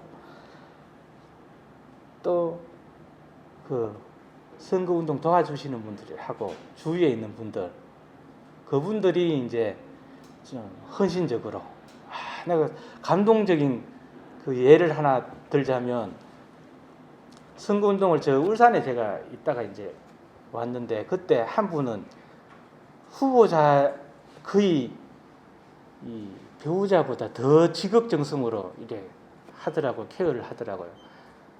보약을 가지고 지어다 가지고 후보자한테 이제 선거운동 기간 그 전부터 계속 한의원 가고 보약 지어가지고 후보자한테 계속 챙기더라고요. 그런 경우도 봤고 또 하나는 후보자 본인이 이제 멘탈이 강해야 됩니다. 이 선거 운동을 이제 하다 보면 나를 그 악수나 이렇게 뭐 영감 주면서 이렇게 악수를 해보면 어떤 분들은 대부분 사람이 예 힘내세요 이렇게 하지만 어떤 분들은 뭐 명함을 찢어서 던진다든지 아니면 그 자리에서 뭐 당신 누군데 뭐 이런데 타지에 와서 이렇게 막 나오려고 하냐 이런 분들이 있어요. 그런 소리가 오래 간단 말이에요. 정신적으로 그런 걸 갖다가 잘 이겨내시고 끝까지 건강 관리를 잘 하셔야지 그래도 당선이 되지 않나. 제가 생각하는 그 당선의 조건이랄까요? 그겁니다. 시계 보시는 제가 1시간 정도 생각하고 있습니다. 예. 저 아시죠? 요 갑자기 난방이 안 돼가지고 예. 찬바람 나옵니까? 예. 관님 그 문 닫아 주십시오.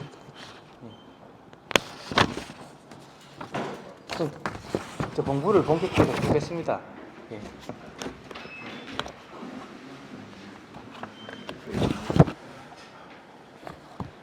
참 제가 이걸 하나 들려드릴까? 제가 이걸 잘 들어야 되는 이유에 대해서 제가 파일을 하나 이거 들릴는지 모르겠습니다. 이거 아직 제가 아직 안 지우고 있는데 실제로 제가 잠시만요.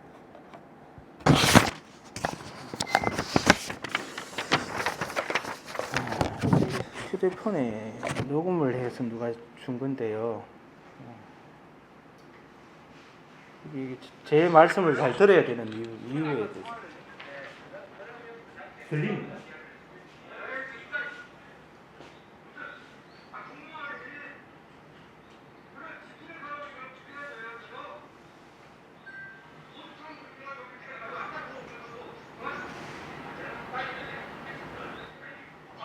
공무원이 접니다.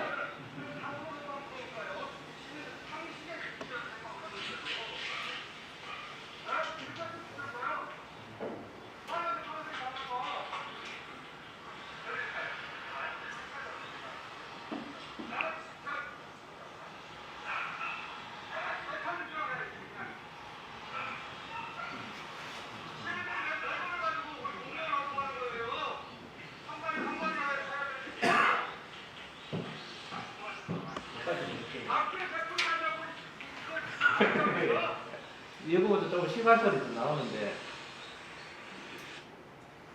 이게 작년 지방선거 때 이제 현장에 저랑 이제 후보자랑 모 지역의 시장 후보로 나오신 분들하고 이제 현장에서 이제 다툼이 발생을 해가지고 이렇게 이제 소리를 지르고 했는 겁니다. 선거일 당일에. 예. 이게 후보자들은 또 마음이 급하잖아요. 이유가 뭐냐? 이제 투표 참여 이제 홍보를 가능한데 선거일에도 가능합니다. 근데 상대편 후보에서 빨간색, 파란색 이렇게 나오잖아요. 빨간색 옷을 입고 파란색 그 저는 뭐 어느 정당하고 좀 아시잖아요. 상관없이 이제 말씀을 드리는데 이그 이제 투표소 앞에서 그 인사를 했는 게 이게 선거 운동에 해당된다. 그러니까 선관에서 나와가 신고를 한 겁니다. 저 사람을 보내라. 빨간색 옷 입고 있는 사람을 집으로 돌려 보내라. 근데 선거법 위반이 아니거든요. 예. 옷을 빨간색을 입었다 이거 어느 정당에 추정을 해가지고 그럴 수는 없는 거잖아요. 그 사람은 뭐 그냥 그 한 60 좀 넘은 아주머니인데 그냥 딴 거 안 해요. 그냥 투표소 앞에 서가지고 저 한 100m 안에도 안 되니까 인사 못하게 하니까 딱 병원 앞에서 이렇게 인사만 하는 겁니다. 이렇게. 왜 나오셨어요? 이러니까 그냥 몇 번 후보자가 좋았어요. 예. 잘 웃으면 아까 후보자 열을 더 받지. 네. 그러니까 이런 이제 사태가 벌어지는 거죠. 그러니까 뭐 억지를 쓴다고 됩니까? 이분이 한다는 말이 그거 해서 촬영해서 이제 선관에서 조치를 안 해준 걸 나중에 문제를 삼겠다 언론에 퍼뜨려서 조치를 하겠다 이렇게 현장에서 이런 이야기도 하고 실제로 촬영도 다 해갔습니다. 이거는 이제 제가 이제 녹음을 하려고 해서 한 게 아니고 거기 계신 분들이 또 중에 한 사람이 녹음을 해서 이게 이제 저한테 주더라고요 나중에. 그러니까 이제 그때 이제 또 무슨 이야기 나왔나? 이 후보 안내 설명회 할 때 자기는 못한다고 들었다는 거예요. 이게 그때 인사를 못한다. 투표일에 이제 선거일에 인사를 못한다고 들었는데 왜 하냐? 또 이걸 이제 들고 이렇게 말씀을 하시던데 물론 그럴 수 있으면 이해는 합니다. 하지만 저희가 못한다고 이제 제지를 못한다고 했을 때 나름대로 이유가 있는데 이제 이제 흥분을 하다 보니까 이제 이성적으로 판단할 걸 넘어선 거죠. 예. 이분도 이제 선거에 한두 번 나온 분이 아니거든요. 예, 시장도 하신 분이고 하시니까. 근데 급박해지잖아, 선거 때는. 예, 급박해지니까 이렇게 충분히.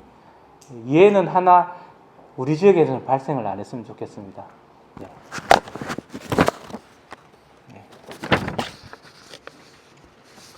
제가 아까 말씀드린 책을 한번 볼게요. 29페이지 보겠습니다. 그럼 제가 이렇게 요약을 해놓은 이유는 가장 위반 사항이 많이 일어나고 질문이 가장 많이 들어오는 겁니다. 그것만 이제 추려가지고 제가 말씀을 드릴게요. 이거 큰 책입니다. 큰 책. 28페이지.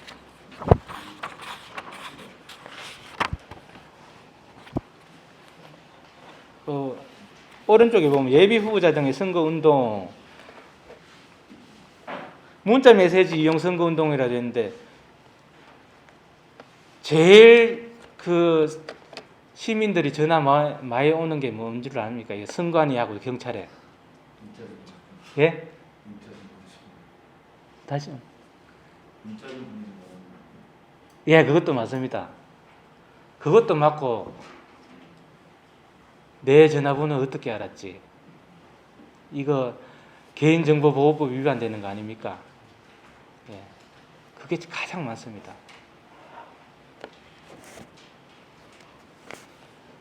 이제 딴 거 아니고 이제 자동동보통신이에요. 이게 말이 어렵습니다. 자동이라고 뭐가 스스로 뭐 자기가 알아서 해주는 것 같잖아요.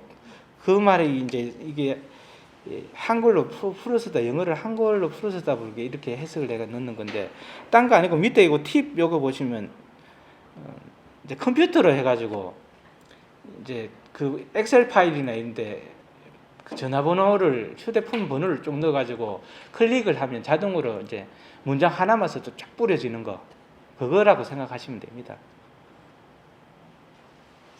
예, 그거 이제 8회 하고 이제 요거 하실 때 그냥 문자 메시지는 계속 보내셔도 상관이 없습니다. 20건 이하는 개인 휴대폰이고 요거 보낼 때는 밑에 이제 준수사항 요거 이제 준수하셔야 되고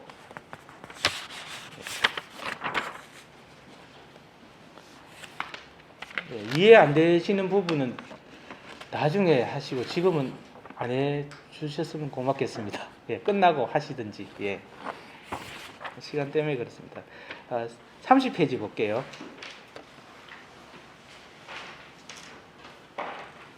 아까 좀 전에 나온 거랑 비슷한 내용인데요. 이 선거운동 정보에 해당하는 사실 여기 업체에 맡기시면 이 사람들 다 잘 압니다. 알고 개인적으로 하실 때는 이렇게 한번 이걸 문구를 만들어가 넣으셔야 됩니다. 예.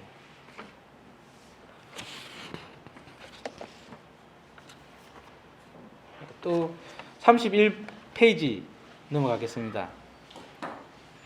말 또는 전화 이용 선거운동. 여기 이제 선거운동을 할 수 있는 사람은 누구든지 선거운동을 이걸 풀려가지고 지금도 할 수 있는 거죠. 선거일 제외니까. 근데 유의하실 게 이제 여기 금지된 행위 있잖아요. 선박이라든지 여객, 전기 여객 자동차, 이게 시내버스나 정기적으로 다닌다 하면 시외버스나 고속버스 이런 걸 말하는 거고, 관광버스는 여기 해당이 되지 않습니다. 그러니까 관광버스는 또 이제 해도 되겠죠. 가서 올라가서 이제 선거운동을 해도 되는 거죠. 요거 좀 헷갈리는 경우가 왜냐 하면, 요거 이제 금지되는, 말로 하는 선거운동이 금지되는 장소가 있고, 또 명함을 이제 나눠주면서 선거운동 하잖아요. 그거를 그게 이제 금지되는 장소가 또 따로 있습니다. 비슷한데 꼭 헷갈릴 수가. 이게 또 질의가 많이 들어오는 게 종교시설, 특히 교회나 절 앞에서 그럼 어디까지 허용이 됩니까? 이 질의가 많아요. 보통 보면 절에는 일주문이 있고 교회 성당이나 교회는 정문이 있잖아요. 정문 안에 들어가시면 안 됩니다. 예. 지하철도 개찰구 안에 들어가시면 안 됩니다. 개찰구를 기준으로 하고 있습니다.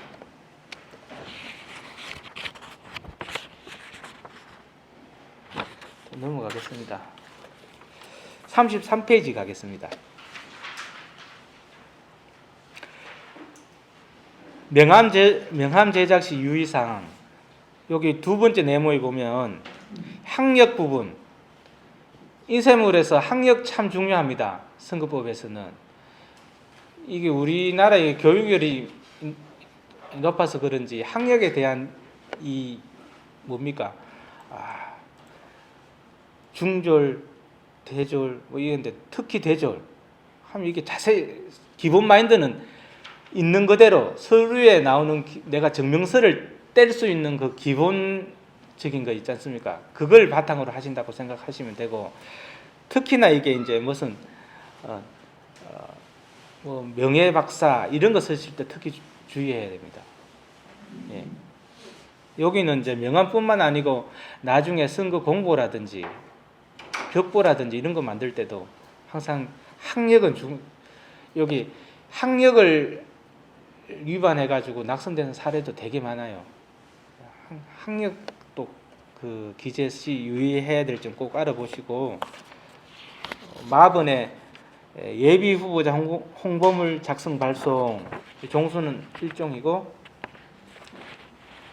선거구 안에 세대수의 10분의 1이죠. 세대수입니다. 10분의 1에 해당하는 수에 이제 우편으로만 보내야 됩니다.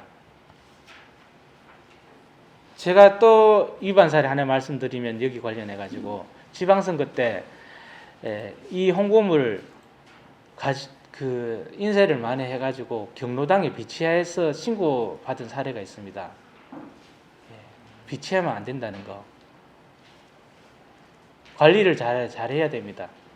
그래서 조사를 해보니까 이제 CCTV하고 이런 거 다 조사를 했죠.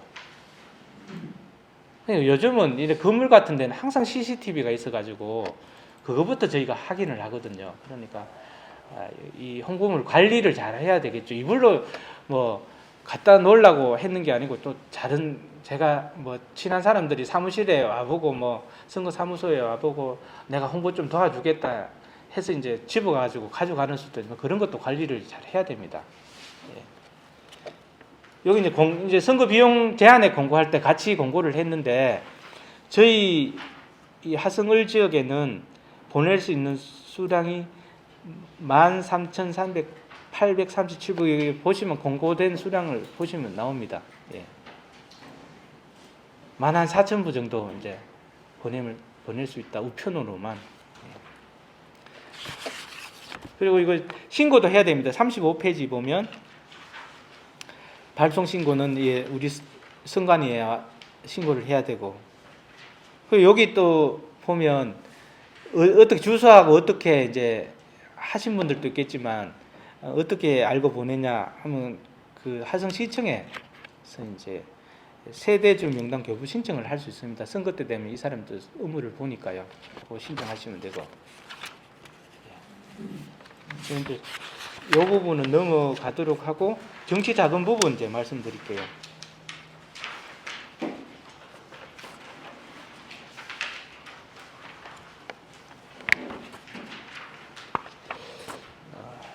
여기 지금 39페이지입니다.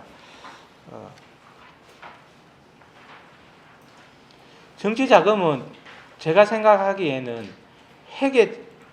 이 정치 자금 업무에 관해서는 회계 책임자가 거의 90% 이상입니다. 누구를 선임하느냐.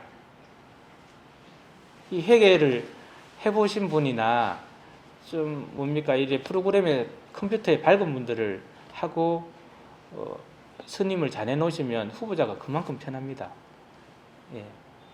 좀 복잡해요. 이게 기본적으로 정치 자금이라는 크다는 테두리 안에 있고 그 안에 이제 선거 비용이 있고 선거 비용 외에 정치 자금이 있거든요. 이렇게 크게 나눴는데 선거 비용이랑 선거 비용 외에 정치 자금을 구분을 잘 해야 됩니다. 왜냐하면 이게 선거 운동 기간에 쓴 비용은 보존이 된다는 거 다 알고 계시죠. 예. 지금은 이게 밖에가 영수증 첨부 안 하면 보존해서 잘라버립니다. 그냥.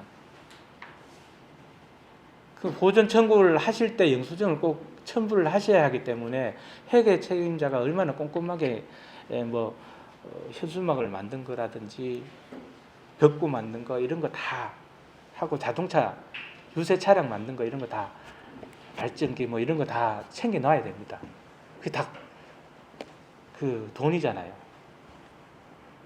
그러니까 이걸 또 사진도 다 찍어 놔야 되고 이렇게 정빙 자료로 저희가 정빙을 하는 경우는 없습니다. 다 후보자 측에서 사진을 찍거나 영수증을 제출하면 그걸 보고 판단을 해가지고 돈을 내드리는 거지.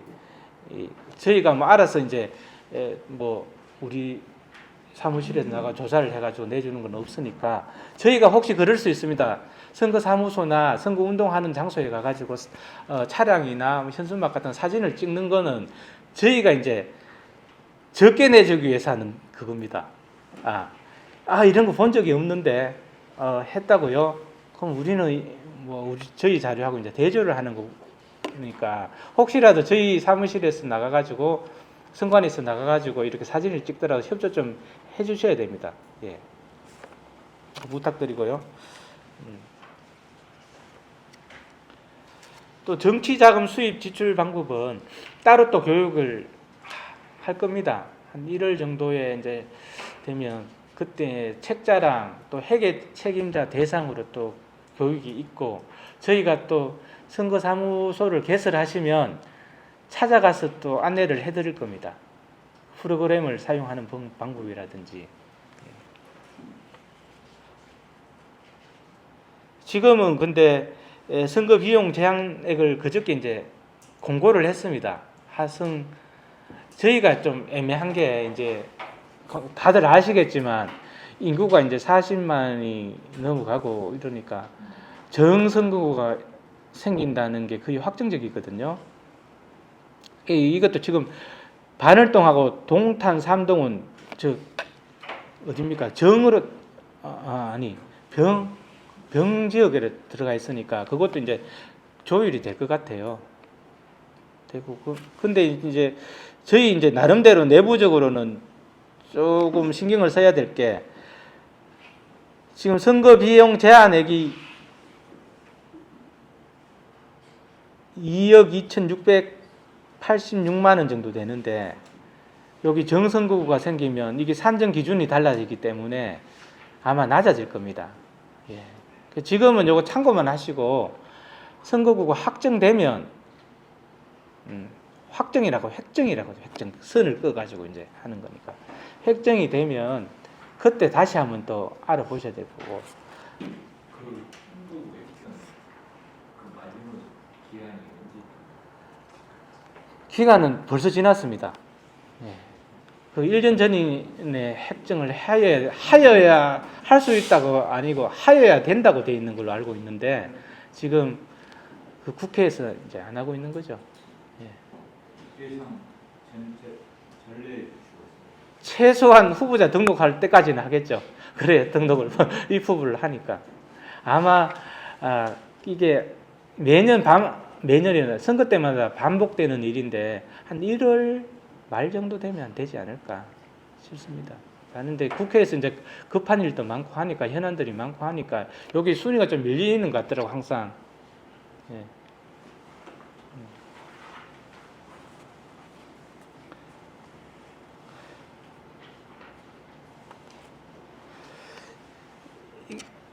또 이게 후원에 관련 이제 넘어갈게요. 후원에 관련해서. 보자 몇 페이지가 63페이지요.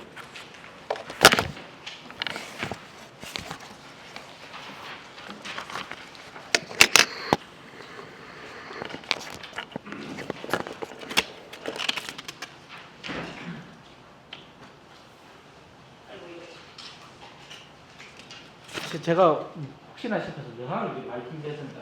필요하시면 가져가시고.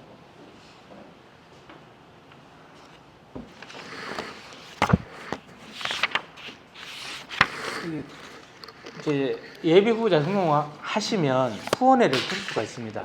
후원회는 이제 정치 자금을 이제 합법적으로 모금을 할 수 있는 이런 제도인데 예비 후보자도 그 전에는 없었습니다. 그 국회의원 현직이나 아니면 후보자 등록을 해야 이제 후원회를 개설할 수 있었는데 지금은 예비 후보자 때부터 가능하도록 이제 제도가 바뀌었죠. 그러니까 지방 의원들까지 지금 다 하고 있거든요. 그러니까 대부분 한다고 생각을 하고 있고 저도 요것도 이제 등록 절차 이것도 한번 보시고 여기서 좀 생각을 좀 하셔야 되는 게 후원회 대표도 선임을 하셔야 되고 후원회가 있으면 회계 책임자가 또 따로 있어야 된다. 같은 사람이 아까 말씀드린 선거사무소에서 이제 선거 업무를 보는 회계 책임자랑 선거 비용 관리를 하는 정치 자금을 관리하는 회계 책임자랑 후원회 회계 책임자, 후원의 업무를 보는 회계 책임자가 달라야 됩니다. 다르다는 이야기는 보통 보면 이게 눈 가리고 아웅인데 크지 않은 이 사무소에서 두 사람이 다른 사람이 각각 업무를 하는 거 힘들잖아요.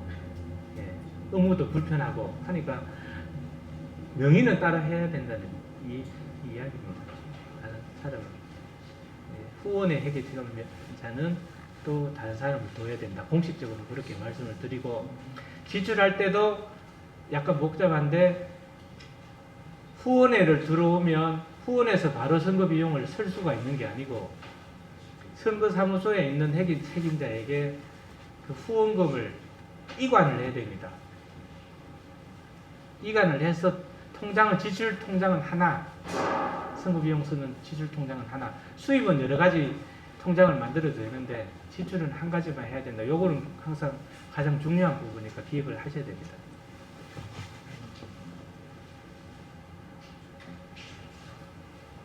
이거는 모금 기부 요거 보시면 되고 이 후원인에 기부한다는 한 사람이 이제 여러분 중에 이제 후보자 팬이 있어가지고 돈을 갖다가 내가 목돈을 한번 넣어보겠다 해도 한도도 있습니다. 2천만 원까지 있고 또 연간 모금 한도에 또 있으니까 이건 이제 보시면 되고 선거가 끝나면 또 이게 좀 문제가 되는 게 잔여재산 처분이라고 하는 게 뭐 잔여재산이라 하고 거창하게 뭐 땅이 있고 뭐 이런 재산이 아니고 건물이 남는 게 아니고 보통 보면 그 선거 때 사용한 물품들 있잖아요. 직기류라든지 이런 거랑 또 선거 비용 쓰고 남은 돈 이런 게 남는 게 이제 그걸 개인이 이제 가져가지 못하는 거죠. 그 후원에서 통해 온 돈이 나를 좋아해서 다른 사람이 그 아는 분이 입금을 했다고 해도 그 돈은 내 돈이 아닌 겁니다. 이분은 이제 정치 자금으로 쓰라고 돈을 줬기 때문에 그 돈은 이제 반납을 해야 되는 걸로 그렇게 되어 있습니다. 반납하는 방법은 당원 이제 정당에 추천을 받은 후보자는 그 당에다가 반납을 하면 인계를 하면 되는 거고, 요 문제가 되는 게 이제 무소속으로 나오신 분들은 여기 보면 공익법인 또는 사회복지시설의 인계 보면 여기 공익법인이 뭐고 사회복지시설이 뭐냐 이렇게 질의하시는 분도 있는데, 요건 이제 그 해당 시설에 그 담당자한테 물어보면 자기가 공익시설에 등록됐는지 알 수가 있습니다. 그걸 알아보시면 되겠습니다.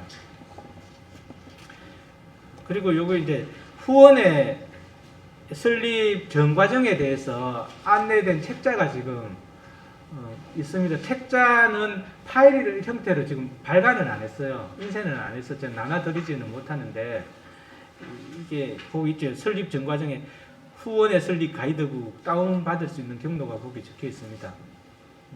그거 보시고 회계 책임자가 선임이 되면 꼭 한번 읽어보시라고 이야기를 해주십시오.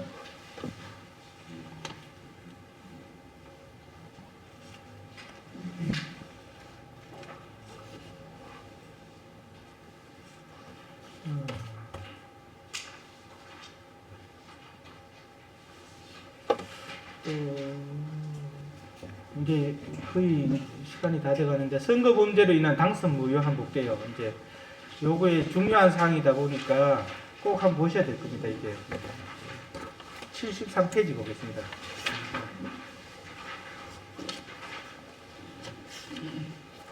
지금 후보자 선거법 위반에 얼마 벌금 받으면 당선이 됩니까? 1,000만 원이요? 100만 원. 이 물가는 오르는데 이 금액은 안 올리더라고요. 계속 몇 년 전부터 계속 100만 원 되게. 예, 그러니까 100만 원 받기 쉽습니다. 벌금은 100만 원.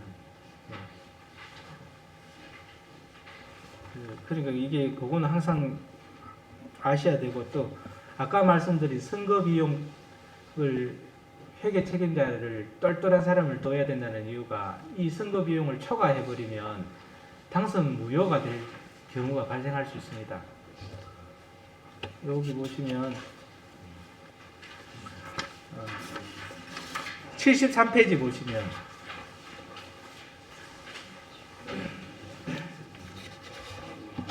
선거 비용 초과 지출로 인한 당선 무효,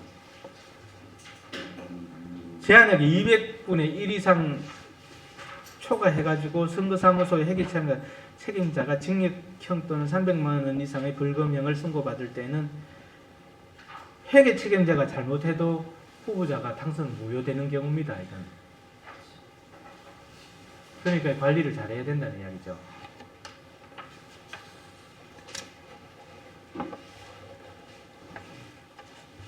그 뒤에 이제 74페이지 보면 아까 말씀 당선인 100만 원 이상, 그리고 이제 선거 관계자들이라 하죠. 선거 사무장이랑 그 선거 운동원들, 선거 사무장에서 회계 책임자, 그 뭐 직계 전비속, 직계 전속이 뭡니까? 직계 전속. 선거법에 항상 안내해 보면 직계 전속, 비속, 후보자 등록 하다 보면 직계 전속, 비속 이게 되게 많이 나와요. 서류를 이렇게 떼다 보면. 직계 전속은 예를 들어서 아버지, 엄마, 나의 직계라 하죠. 직계. 위쪽 존속은 높을 존자는 내가 높은 쪽으로. 비속은 아래 비. 아들, 딸. 그럼 사이나 이런 사람은 해당이 없겠죠. 비속. 예. 직계니까 직계. 직계는 바로 혈연으로 바로 연결된 거.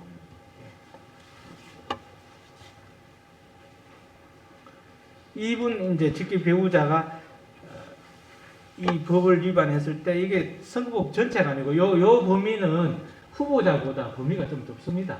법조항에 적용을 좁게 해놨습니다. 300만 원 이상 선거 범죄를 선고받으면 후보자의 당선이 무효가 된다.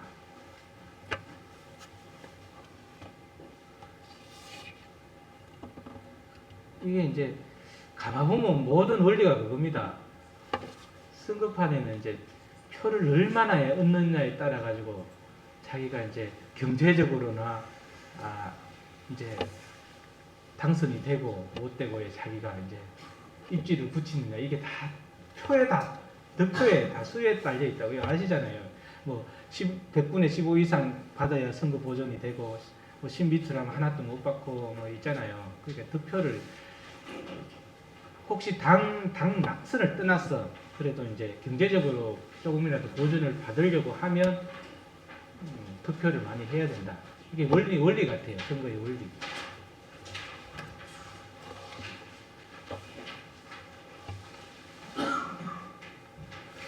또 하나 이제 여기 같이 제가 여기 실습이라고 적어놨는데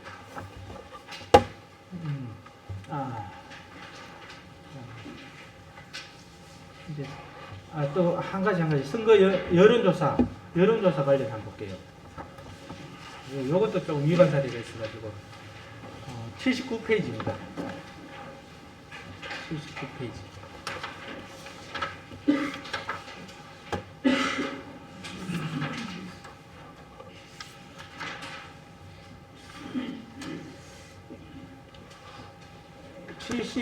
선거 여론조사. 선거의 여론조사는 TV나 이렇게 보면 뭐 득표율이나 그것뿐만 아니라 선거에 관계된 뭐 지지도나 이런 거 했는 걸 다 통틀어서 이야기를 하거든요. 그러니까 꼭 뭐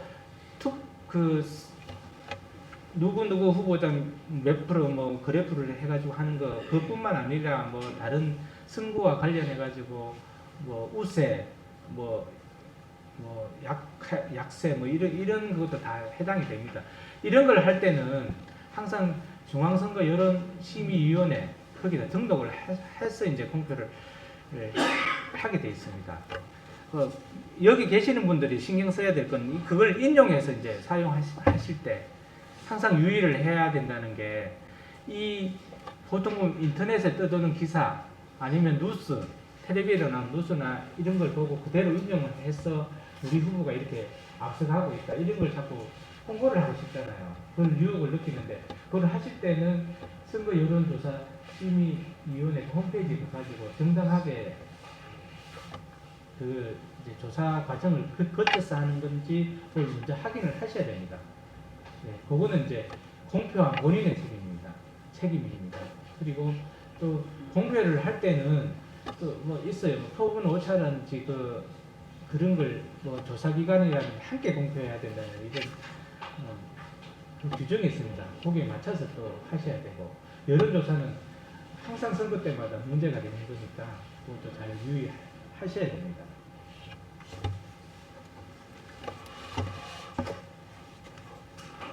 예, 이 책은 이제 한 권 다 뗐습니다.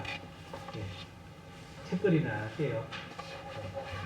그리고 또 제가 아까 실습이라고 했는데 선거법 규정을 이제 편리하게 찾아볼 수 있는 이 아이콘을 까는 방법을 제가 설명을 드릴게요.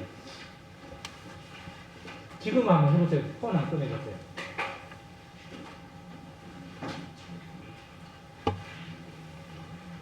여기 보면 다음이나 네이버에 이렇게 검색창에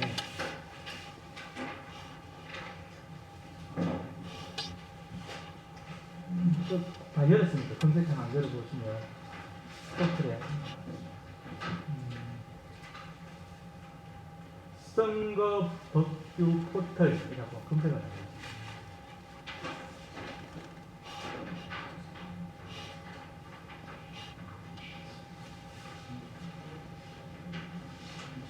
검색이 되죠. 중앙선거위원회 선거 법규 이렇게 검색이 그걸 클릭을 안 해도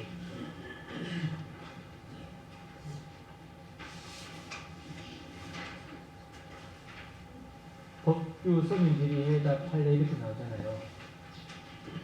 거기에 이제 오른편 상단에 보면 바로 가기 있습니다. 그거 클릭 안 해요.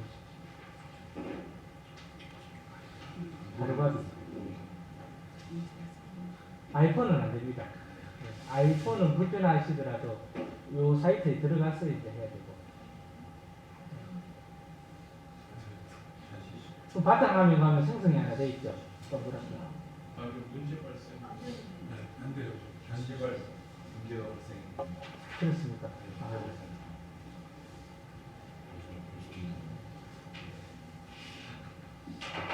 알겠습니다. 그게 왜 안 되는지 모르겠는데 어제까지 제가 왕정부 통신망이 저거. 고맙습니다. 아니 이 포털에 안 깔려도 검색은 되는 거니까. 예.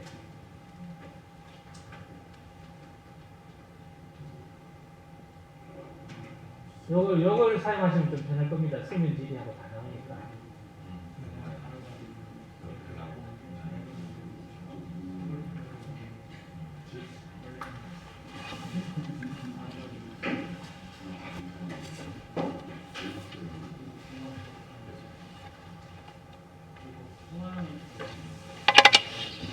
임주무관님,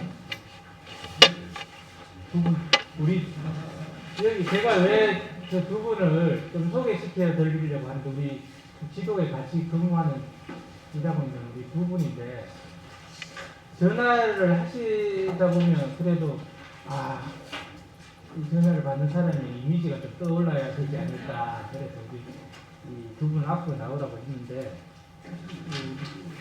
김성준 주무관이라고 우리 경기도에서는 제일 잘생긴 사람이 우리 선관위 지금 그 이제 고맙습니다.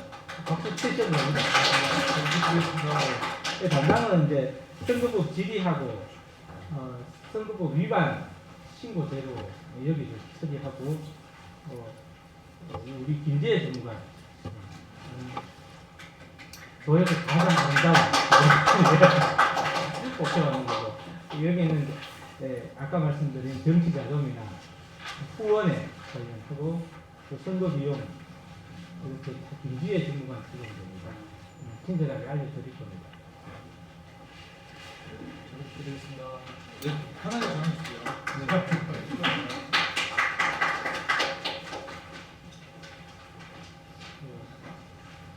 제가 전화번호를 적어놨는데 제가 그동안에 제 개인폰을 많이 가르쳐 드렸습니다. 이제 선거 때 되고 이러면 선거 관련해서 질의나 신고 제보를 받는 단위폰을 사용하도록 되어 있습니다. 그 전에는 제가 개인적인 전화번호를 가르쳐드리고 이렇게 많이 받고 했는데 앞으로는 이 폰을 하면 우리 세 사람 중에 한 사람이 받을 겁니다. 항상 사무실에 책상에 올려놓고 있으니까 이분으로 하시면 되고 또 아까 거듭 말씀드리지만 후보자 간에 저는 다 정당하다고 생각하고 뭐 신선화가 하나 달거나 내가 좀 손해보거나 이래 하지 않을까 절대 그런 생각 안 하셔도 되고 그런 느낌이 들면 분위기라도 느껴지면 저한테 전화를 주십시오. 오늘은 여기서 끝내도록 하겠습니다.